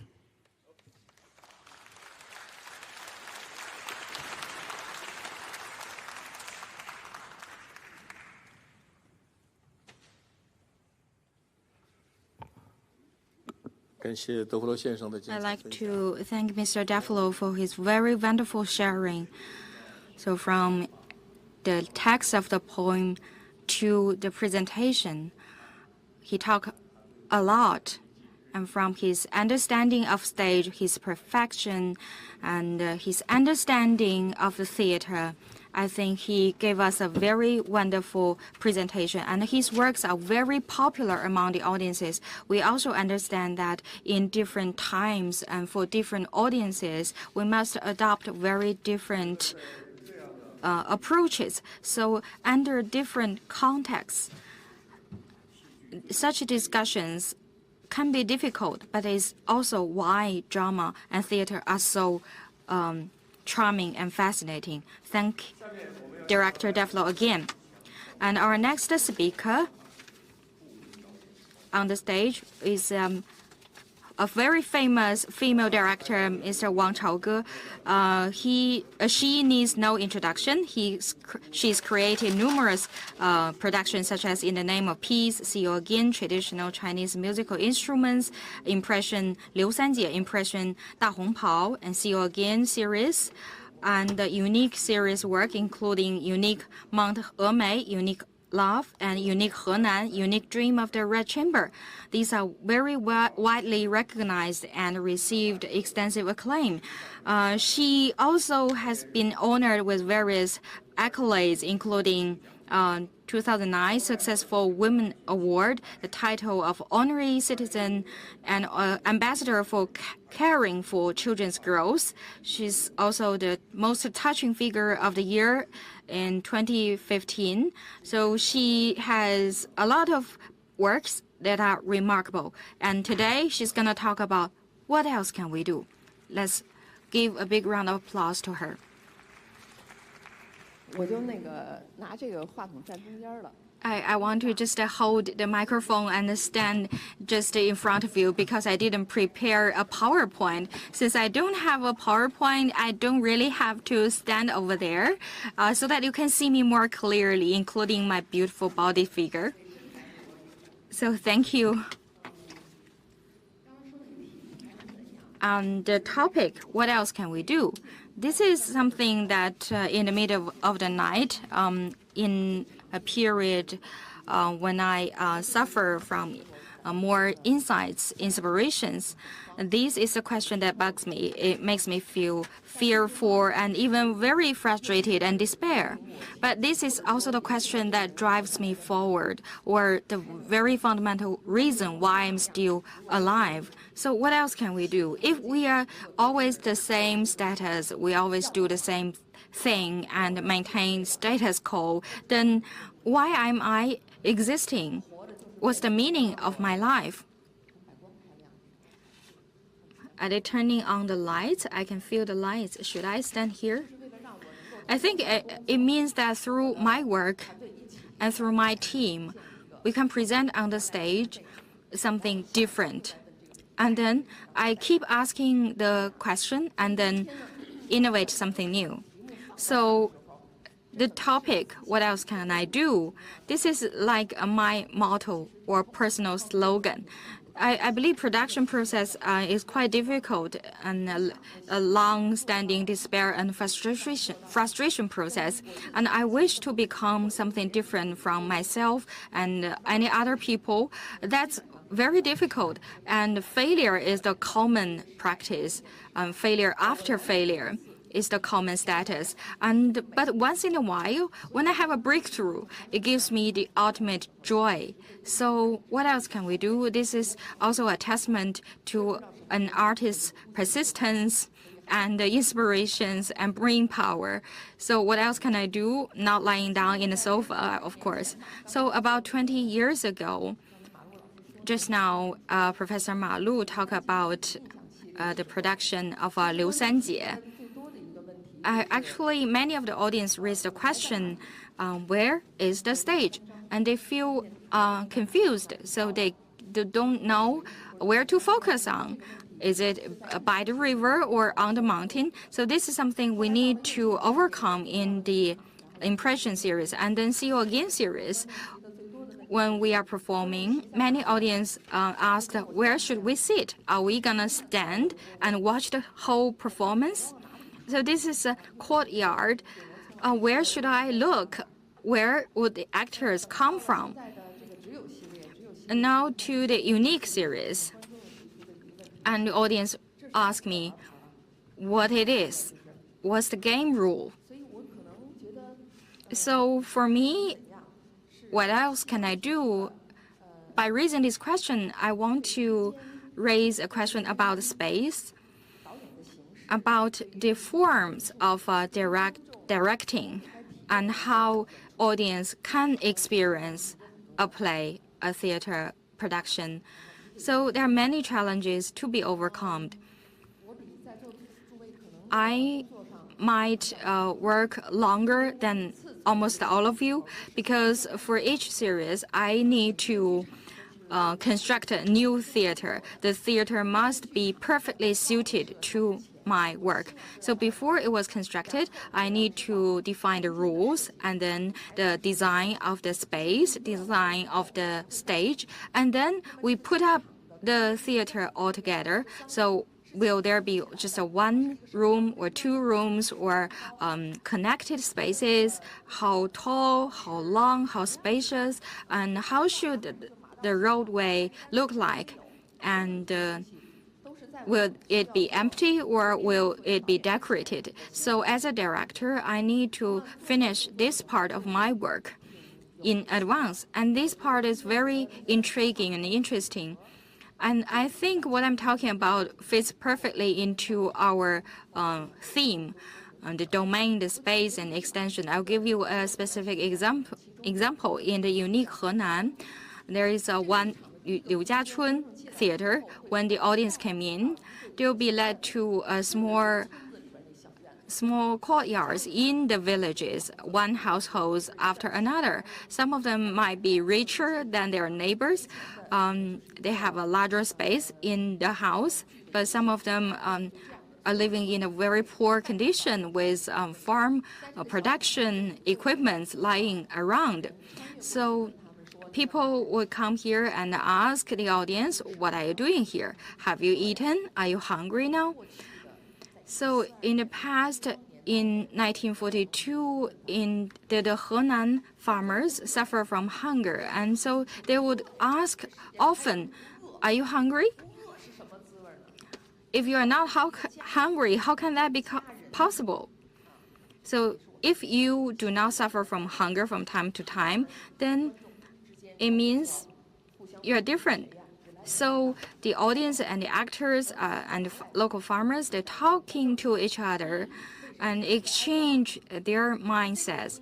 So people would ask questions in their own minds. Are they suffering from hunger? So from these little yards, and they will finally reach the square of the village, and then the big show will be put on. So onto this space, Professor Ma Lu is also participated in the light design of this play, and we wanted to destroy the dome ahead of, in front of our heads, because I feel that we fail to fully present the atmosphere of an ancient village. So we hung quite a number of hanging pieces of bamboo slits.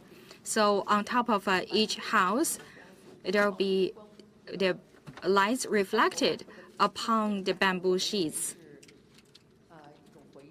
And that, for me, represents a reflection and the specific atmosphere of a village. And then our third space would be a huge playing space. And people will go to the place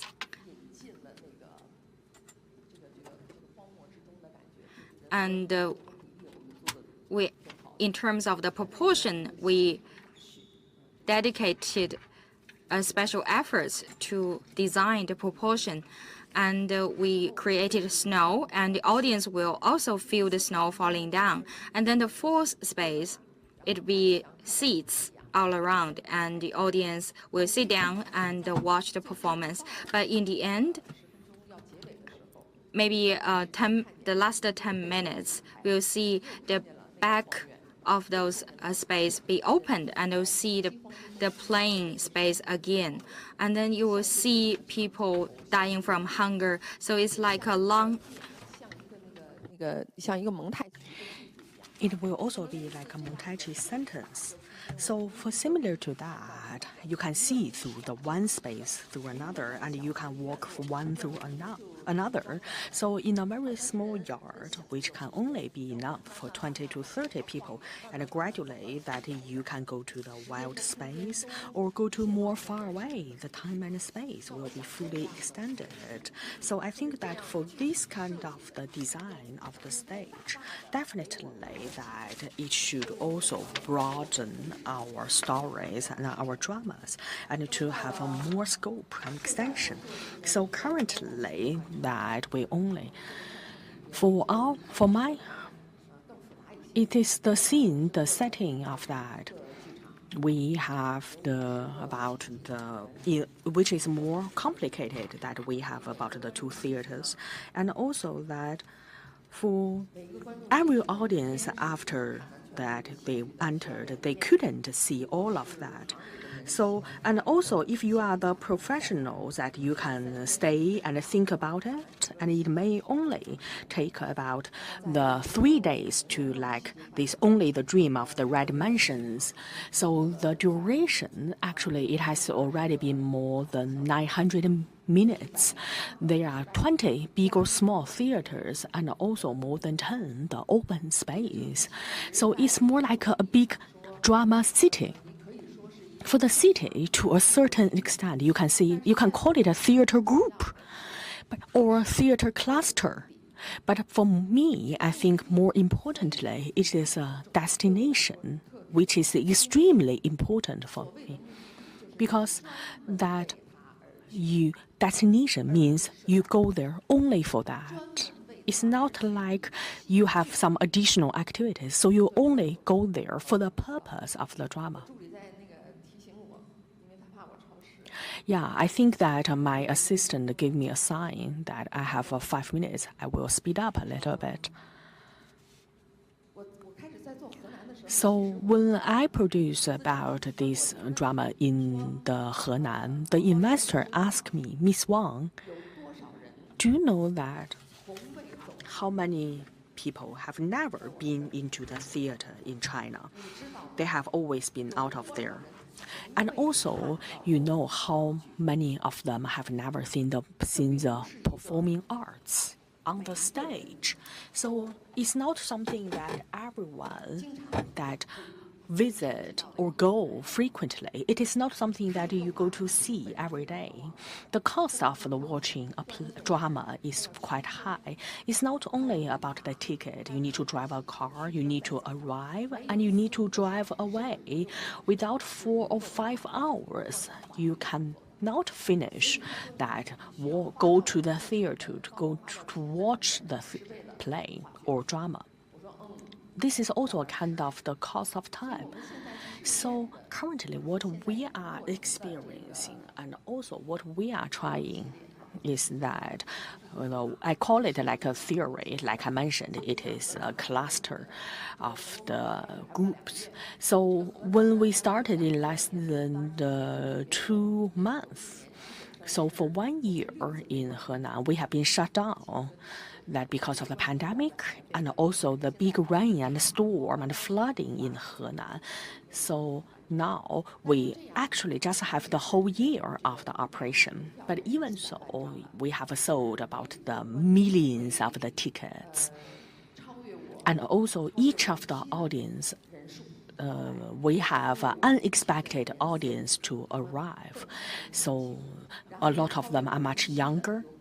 And also a lot of them are the first-time comer to the theater. They come here to experience. And then they fall in love with the theater. And I was really thrilled to hear that.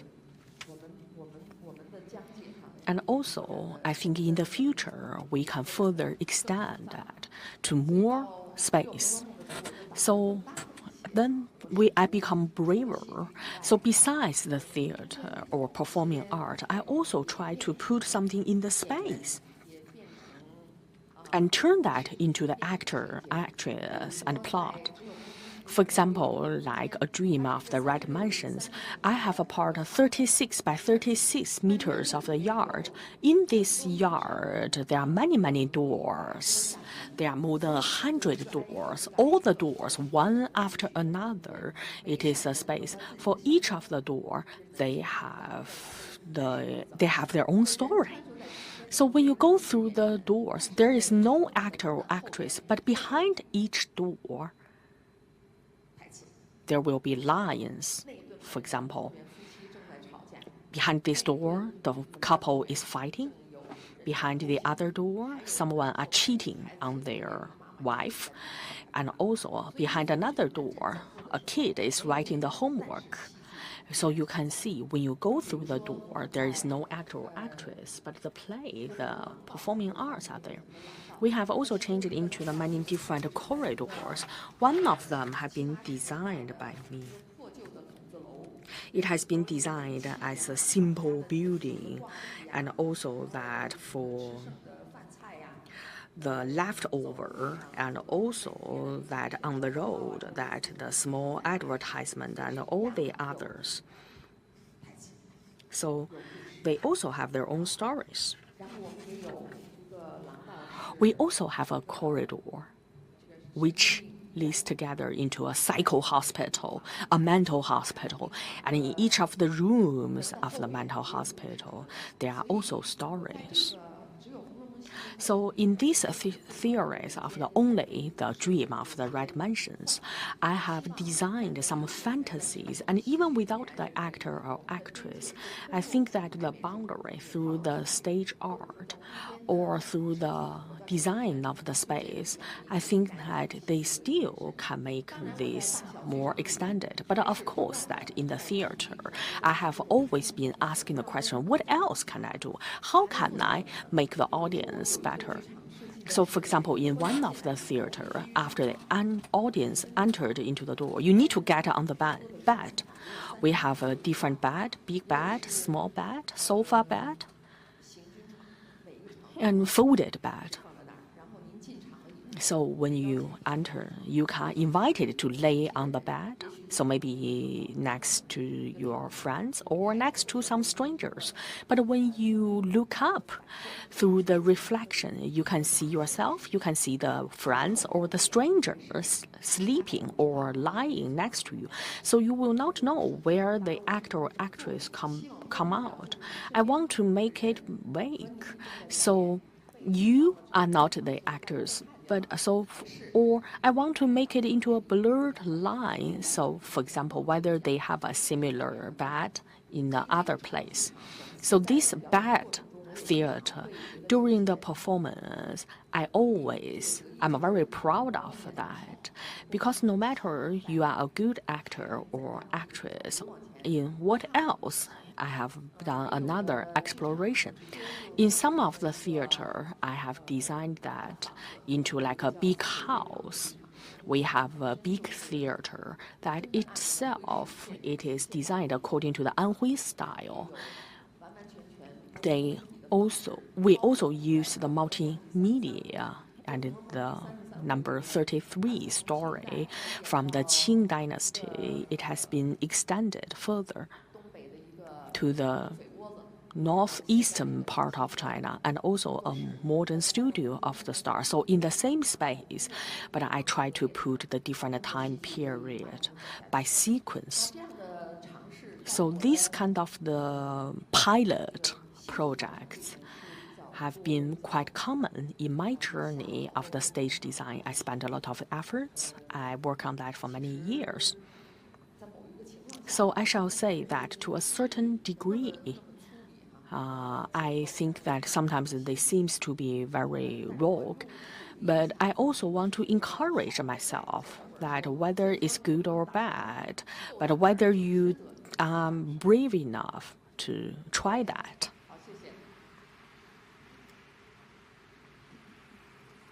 Thank you very much. Thank you for the second applause from the audience. And the last one is that I hope that what else can you do? I hope that everyone who share the same idea with me. And also, definitely, I want to find more partners on that. Thank you very much.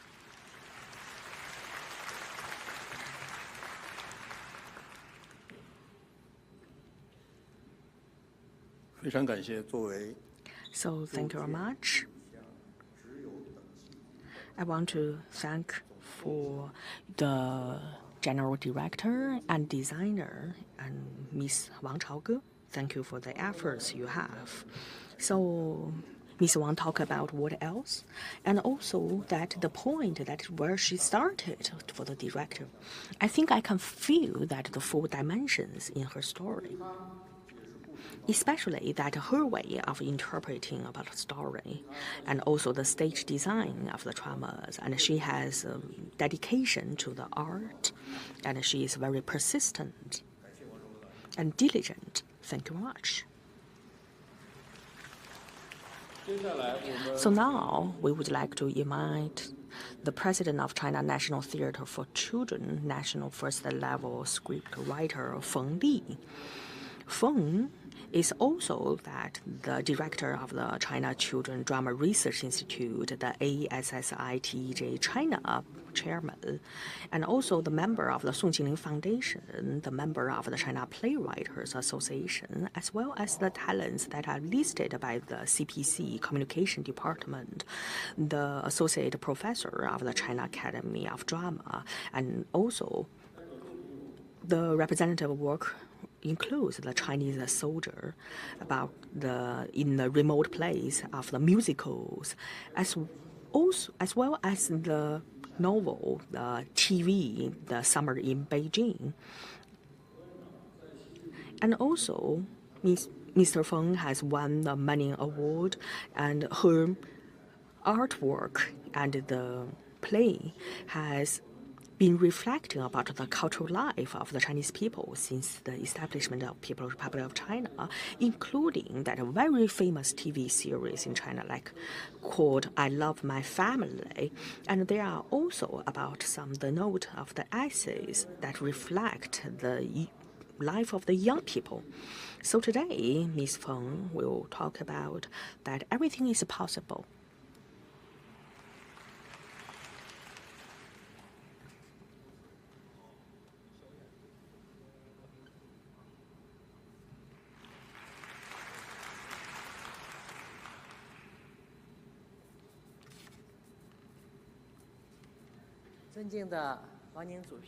So, distinguished Mr. Wang Ning, distinguished Mr. Cao Lin, distinguished guests, good morning. So first of all, I want to thank the organizing committee of the Beijing International Design Week, the NCPA, and also the China Institute of Stage Design for inviting me to participate in this Taihu forum. So the previous speakers have made wonderful presentations which have inspired me a lot. So I can see my topic is here. I want to share with you some of my in-depth insights. So everyone is a professional in this industry. It has become drama has become more diversified with different forms. So it is also common to all of us that the space and domain have also been quite diversified.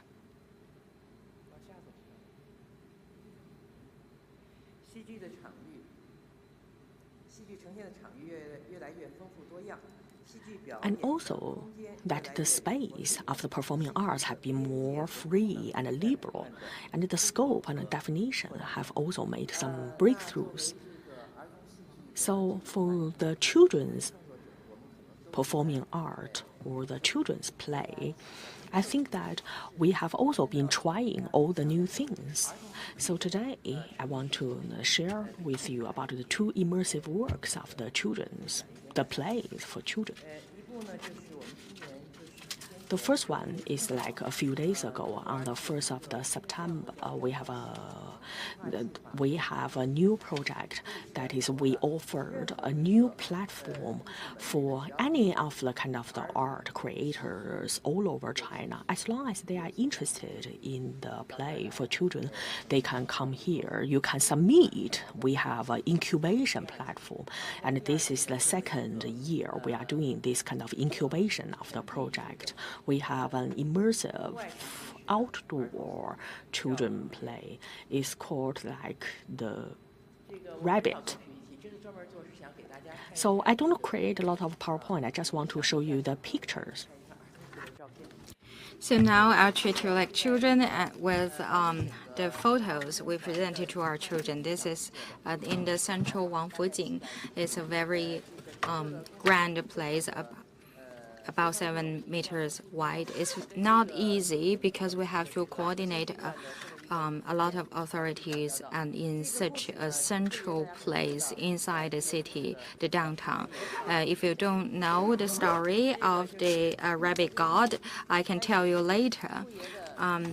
The rabbit god has 4 rides: a tiger, a lion, a small deer, and a crane.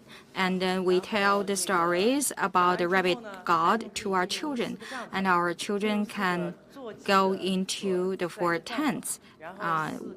The 4 tents have 4 rides of the rabbit god, and so the animals will tell stories to the children, and then the drum started beating, and the children will see the rabbit god. And the children became really excited. But the 4 animals become suspicious and then find out that the rabbit god was a fake. And they were very angry. And just then, the fake rabbit god said that I can show you the real rabbit god and I'll lead you to the moon. So all the children followed him to the moon. So on the right, you see the picture. The parents will operate the screen props, and then the children will see the moon, and they'll face many challenges like winds and turbulences. So they're on a boat.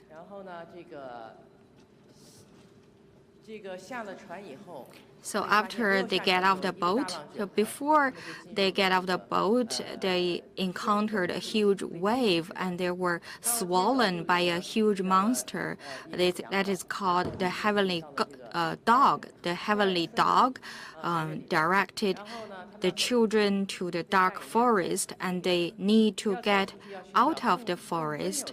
And they need to find another guide who is a lot more gentle. And then they find someone who's called a great dream. And Miss Dream gave them further directions and to get out of the darkness and meet the real rabbit god. And the small fake rabbit god was actually a student of the real rabbit god who just play a prank onto the children. And so they invited the children to make mooncakes together. So that's the whole story. And the performance was very well received. Many of the children feel that the reason why they love it is, first, it's a beautiful scene on the grass, large space, changing all the time, with new information, like an adventure tour for the children. And I believe it's most valuable in terms that the children, without the guidance of their parents, went through the whole process all by themselves. They went through the whole adventure all by themselves. So each finding, each part of the progress is just like experiencing their life challenges. They have to be brave and face uncertainties. And together with the Tianqiao Art Center, we made a new space theater play is called The Cat God in the Forbidden City. It is a joint production with the Tianqiao Art Center and Beijing Publishing Corporation. This is adapted according to one of my work several years ago. So Tianqiao Art Center used a theater unconventional on the third floor. It's a very small space, actually. I believe it's meaningful because there are many unconventional theater spaces. If we can make better use of those spaces, it will be very meaningful and provide greater possibilities for our theater plays. And that is one of the reasons why our team has been so interested. And this is a picture of what we started the design of the stage. And this is when we started to stage the play. Many of the places have been designed as a cat's hole, channels for cats to come through. And so when the children are waiting, many of the children can voluntarily get painting, face painting, and to mimic the image of a cat, like small cats going through the space. So this is the audience watching the performance. And there are only three actors, and it's in such a small theater, so it's almost a zero space direct interaction with the audience. So in 60 days, we staged the play for 103 times. And this is, I believe, a hard-won achievement. This is interaction between our actors and the children.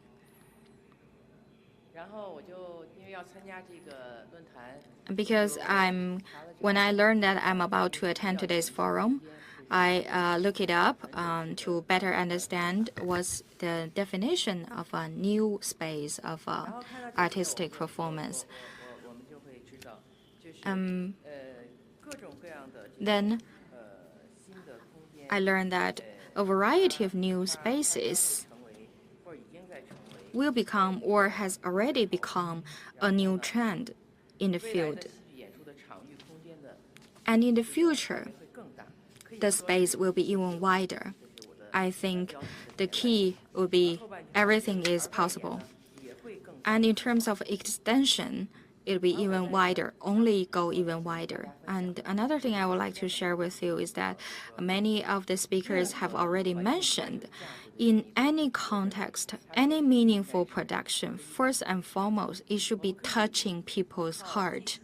We can use technology, use the latest achievements in technology to attract audience, but the fundamentals that truly touch people's art should be the spirit of literature, and it should be the caring, touching elements that make people relate. Just now, director Wang Chaoge mentioned her work, unique chamber of the unique red chamber. I believe it is all correlated, and this is a good way of calling for people to do the same. And more importantly, I think it's her expression of emotions and feeling. A news reporter said that the cat's journey represents a very warm experience for children. It's like when the kids are laughing and the parents are actually full of tears because many people feel and relate. A cat is looking for her owner.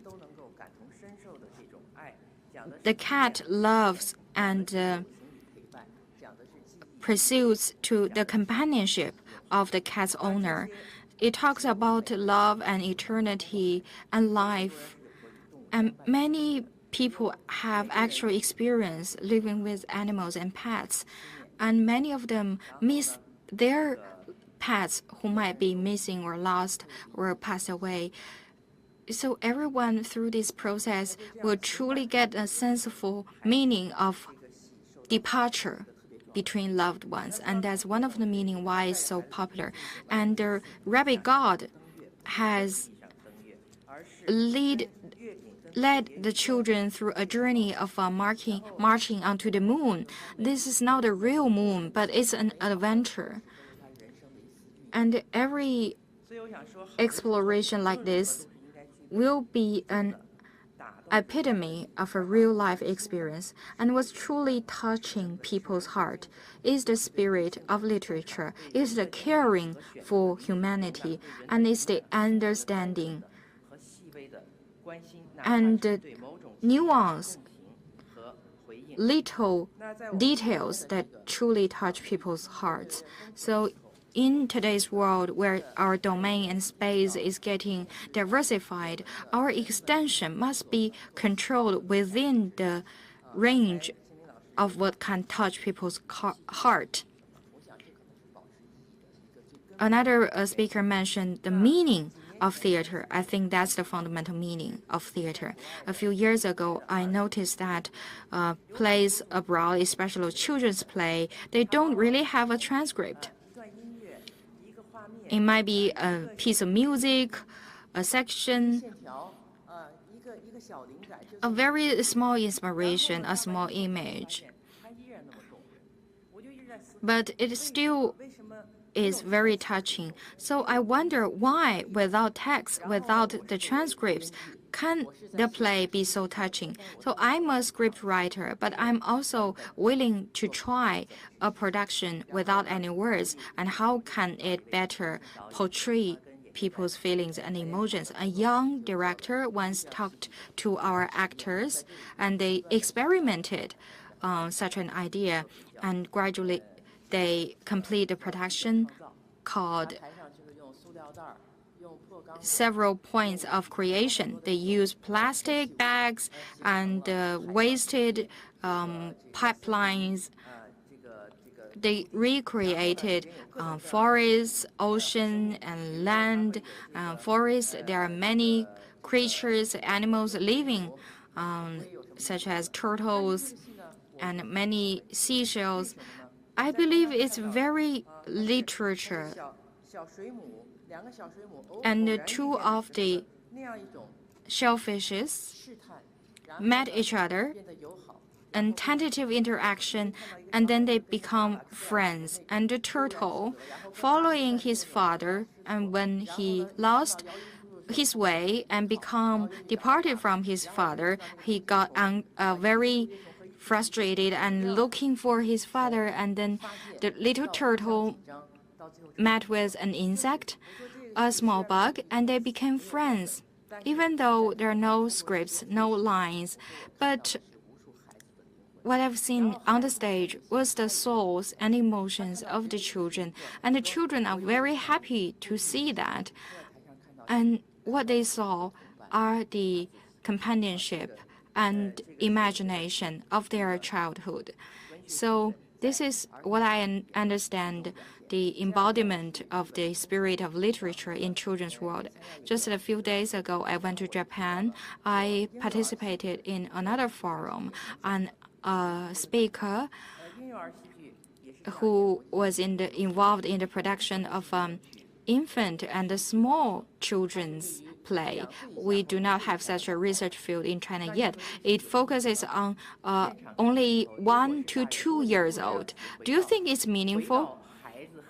If audience cannot relate to children that small, it will be meaningless, right? But he focused on the probabilities and possibilities of such plays. And he told me that in places where there are wars, for example, Ukraine, for infants who lost their parents, in the underground spaces where they are hiding from the bombs, to show these little infants the production like this, the caring that the production carry, and respond emotionally to the infants. That's the true meaning of productions like that.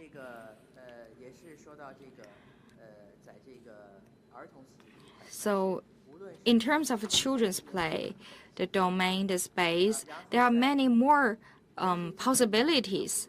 And in terms of the spirit of literature, children's play would need more nourishment. I didn't talk about any of my works today, but I think, for example, the small butterfly, the time forest, and these offer new imaginations, possibilities for our artists, and I welcome all the design masters and artists to come into this creative space of children's play and deliver more and better products for children. Maybe in the amusement park and in many design of the cultural venues, I also hope that the artists and designers will give children the opportunity to play their imagination and give them more humanity caring. Thank you.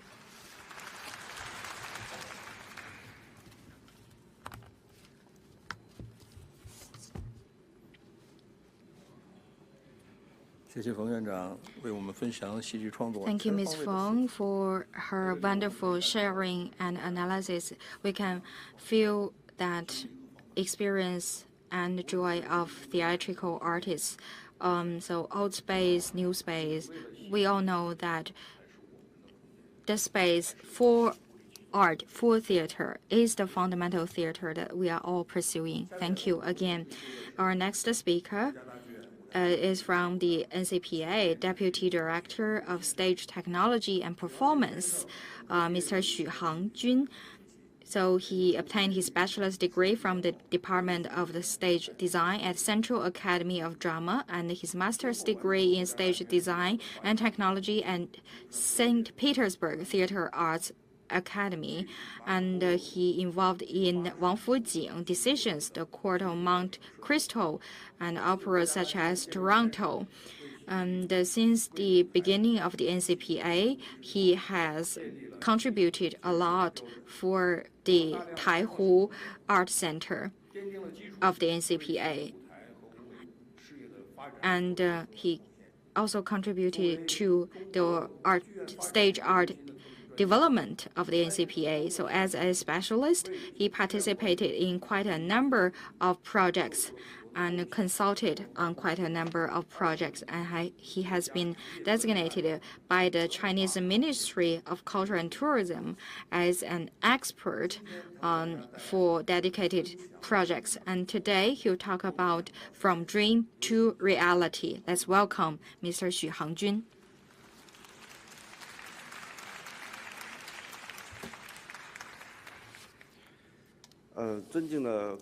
Distinguished leaders, guests, artists, good morning. Today, I'm very honored to stand here and discuss the cutting-edge technologies and development trends in stage art with all of you. The theme of today's forum is the domain, space, and extension. I believe that each of us have different interpretations, understandings, and reflections on this subject from various fields. The topic of domain, space, and extension is broad and open-ended, and that allows us to engage in discussions and exchanges from multiple aspects and dimensions. And now I'll share the experience, thoughts, and feelings of the NCPA Taihu Stage Art Center in its exploration, development, and practical endeavors over the years. First, the establishment of nourishing field for stage art. So when it comes to the concept of domain, it reminds me of the birth and construction process of the NCPA Taihu Stage Art Center. Let's briefly review the process of the center being created. In 2008, the NCPA premiered its first self-produced opera, Toronto, which provided audience with a highly enjoyable artistic experience in terms of music performance and stage art. After 11 rounds of performance, the opera continues to captivate audiences, demonstrating its enduring popularity. Through the production of this opera, the NCPA team constantly reflected, questioned, and strived to match the world-class production standards. When we produced Toronto, we met challenges as well. During the stage, we were often find that placement and installation of a scenery were inappropriate, resulting in the need for repeated adjustments to achieve the desired effect. So the efficiency and the cost and budget control are all difficult, and then made us realize the gap between ourselves and world-class theaters. At that time, we didn't have dedicated space for stage art design and production, relying on only external forces to complete many tasks, which made it even more difficult. To better play a role in the construction of the National Cultural Center of Beijing and improve our influence as a theater, and combining the experience we learned from the world-class colleagues, we realized that we need an incubation platform for international collaboration. And this picture shows the plans we made when we initially started. As we all know that the NCPA is located near the Tiananmen Square at the core of Beijing. Due to environment and site restrictions, it could not fully meet the demands of many of our self-produced productions and the theater's vision for future development. And this image shows when we arrived at Taihu, which is where we are right now. It used to be a vacant land. To quickly join the ranks of world-class theaters in 2009, after completing the production of the second self-produced production, the Peking Opera Red Cliff, we began planning the establishment of the art center. And after several years of adjusting the plans and site selection, we finally settled on Taihu. This is the photo of a groundbreaking ceremony, and the photo on the right is a model of the Taihu. The NCPA Taihu Stage Arts Center had its groundbreaking ceremony at the end of December 2012, officially began construction in November 2014. In 2017, the layout, installation, and debugging of stage art equipment started. In 2019. The stage art officially processed design and production research and developed capabilities entering the operational stage. In the process, we always maintain an international vision, combining latest technologies and concepts in stage art production, and strive to create an internationally influential hub for stage art design, research, and production. Our concepts include innovation, open, and inclusiveness. Multiple professional productions workshops have been established, including metalworking, woodworking, set painting, assembly, props, and costumes. And the key will be innovation and creation. The costumes and props workshop specialize in fine processing, showcasing originality, professionalism, and craftsmanship.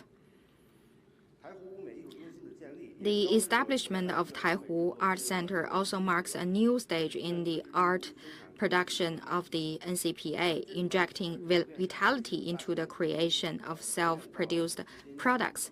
This photo is the 100 productions we have created since establishment. As of now, in early September this year, the Taihu Art Center has just completed production of opera Lakame, bringing the total number of self-produced productions to 101.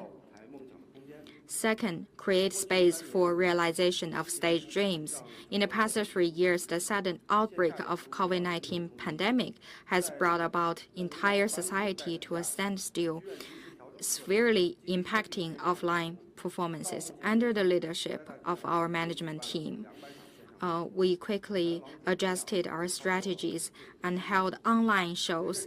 A total online viewership of 5 billion have been achieved. And now we have online and offline dual performance mode. During the COVID-19 pandemic, the Taihu Stage Art Center has become the real support of our NCPA theater, overcoming difficulties brought by the pandemic, and keep doing our research and production capability development. Since its establishment, we restored and restaged 9 productions, completed 35 other types of performance and activities, totaling 55 productions, and produced 660 sets of costumes. So we overcome all the difficulties and presented high-quality, high-standard performances.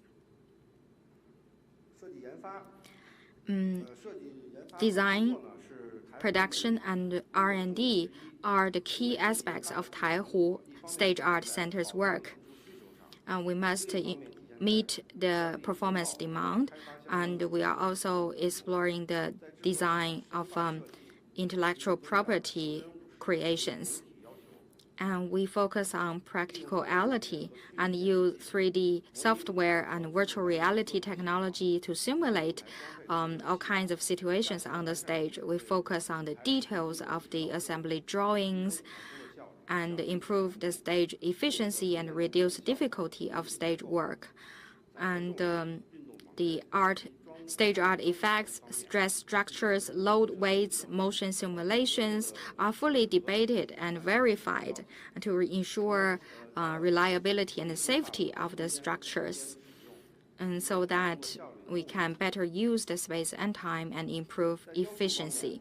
In terms of sculpture and modeling, we use computers to modify the sculpture models in a 3D space, digitizing the sculpture design data, and then use carving machines. Complete the work in one go, greatly saving the production budget and time. This is particularly effective for large-scale and complex stage-set sculptures. And digital sculpture models are not only used in actual performances, but also developed and further utilized. For example, after completion of the performance of the Count of Mount Crystal, the digitized sculpture models were developed into derivatives through 3D printing, coloring, and other processes. And they might become souvenirs for visitors and audiences. The creative research work in stage art is also reflected in the details of regular production. During the production of the 100th production, Song of the Youth, we showed not only the ideological debates of the school, but also provided fantastic stage effects that delighted the audience. But at the same time, it added difficulty and challenges to the production. These 2 enormous mirror screens measuring 12 meters times 8 meters each in the performance. And we also need the staircases in sync with the LED screens behind them. And the 2 large staircases needed to accommodate the actors' movements. And there are challenges to set the whole thing up all together. At the same time, we are also constrained by time and budget, so it's very challenging to achieve the intended stage effect. To achieve our goals, we never give up. So we keep revising our plans and overcoming challenges one after another. And we set up a real stage environment in the workshop to simulate every movement. So in the end, we achieved our goals and provided a director with more space for stage movements. And this is a video showing our workshop.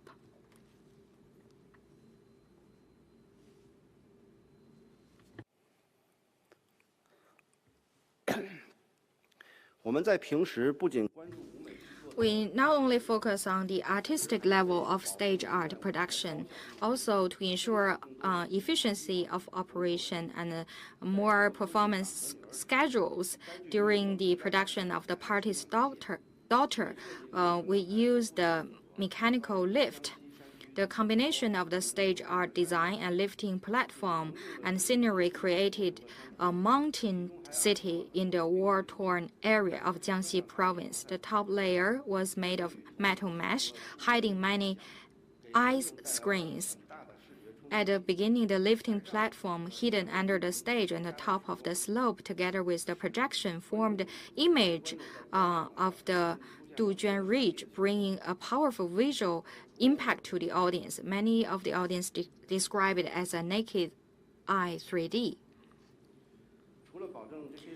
In addition to ensuring these effects, to improve efficiency of stage work, we keep improving ourselves and shortening the stage installation and dismantling period as much as possible. To achieve this goal, we make use of the flexible, convenient, and quick-moving platforms. But also we need to ensure stability, safety, and reliability. This created a significant contradiction because there is no point to be set as a fixed anchor or provide enough space for manual operation. So we need to avoid significant accidents to interrupt the performance. This problem might pose great safety risks to all the actors and stage personnel. So we abandoned our traditional wheeled layout for the stage scenery and developed a cushion lifting wheel system for the play installed in a very small scenery space. And we dedicated special research of this air cushioning lifting wheel system. We are also applying for the national patent for this design. And this is what we were designing in the workshop, the photos of our work. This is through the control of these details, our management and production level has been improved. Over the years, the Taihu Stage Art Center's scenery and costume workshops have obtained 4 utility model patents, and additional 5 inventions patents are undergoing application. Third, explore and expand diverse forms of extension. As an important cultural platform in the country, the NCPA has always been based on a diverse perspective and uphold principles of artist development and internationalism, and we are giving full play to our 6 functions. Taihu Stage Art Center, based on its own features in stage art, actively explores and expands its aspects, striving to be diversified. And we have also the open days that allow audiences to understand behind-the-scene operations and bring stage art to thousands of households and contribute to the development of the stage art industry and also a culturally strong country.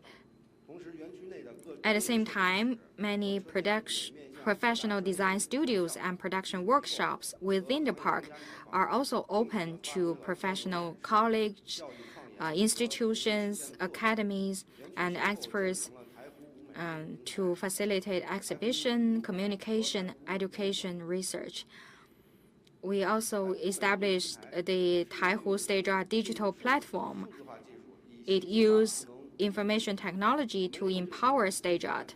Through this platform, we explore more forms of integration between technology and art, create more opportunities for art lovers and general public to experience and have closer contact with the stage art. So this video is we displayed our costumes through the 3D projection. And Taihu Stage Art Library gathers professional stage art books and audiovisual materials from around the world, and many experts have donated their signed works to the library. It collects currently 20,000 CDs, more than 2,000 books, and is a wonderful venue for the public and experts to communicate.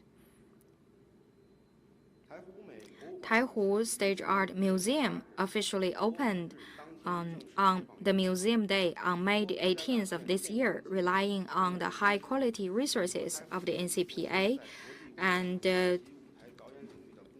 these strong functions of Taihu Stage Art Center. It combines creative development, art population, international exchanges and cooperation. It has become the only active stage art-themed museum in China that integrates design, production, research, exchange, collection, and exhibition.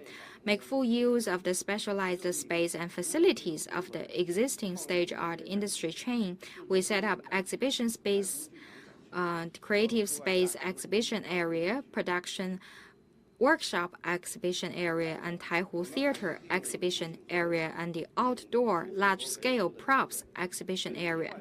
In addition, we also repair the replaced old sets and preserve their artistic value and historic significance to enrich the exhibition of the museum. Earlier this year, we used the 3D scanning technology to restore the first production of Toronto, created in 2008. The original set had been used for 15 years. The materials had deformed, making it unsuitable for further performances, and it was time-consuming and labor-intensive. It took us 4 hours to complete the columns alone. And it took 4 workers and 1.5 hours to do the installation, to do the newly produced columns. Further, we replaced the sets are used to create spaces in the stage art forum, museum, enriching the exhibition and collection. The museum also created multiple thematic exhibitions showcasing the development of the history of stage art and the fine stage art pieces from National Theatre's collections, and renowned stage art designers from China and abroad, outstanding works by contemporary young stage art designers, iconic stage art installations used in national celebrations and events. And we are also combining theater with museum. This is a innovative practice so that more audience can get to understand, appreciate, and love art by stepping into the backstage. Finally, in the near future, with the completion of the Beijing Art Center of the NCPA, we will welcome a new member to the family, and NCPA with 3 locations development pattern will be completed. The total properties of the NCPA will reach 400,000 square meters. From dream to reality, the NCPA has become one of the representatives of important national cultural platforms. Looking forward, we'll continue to practice and strive for continuous innovation in promoting stage art and enhance international influence and dissemination of Chinese culture, and better fulfilling the role of a national cultural platform. Thank you for listening. Thank you.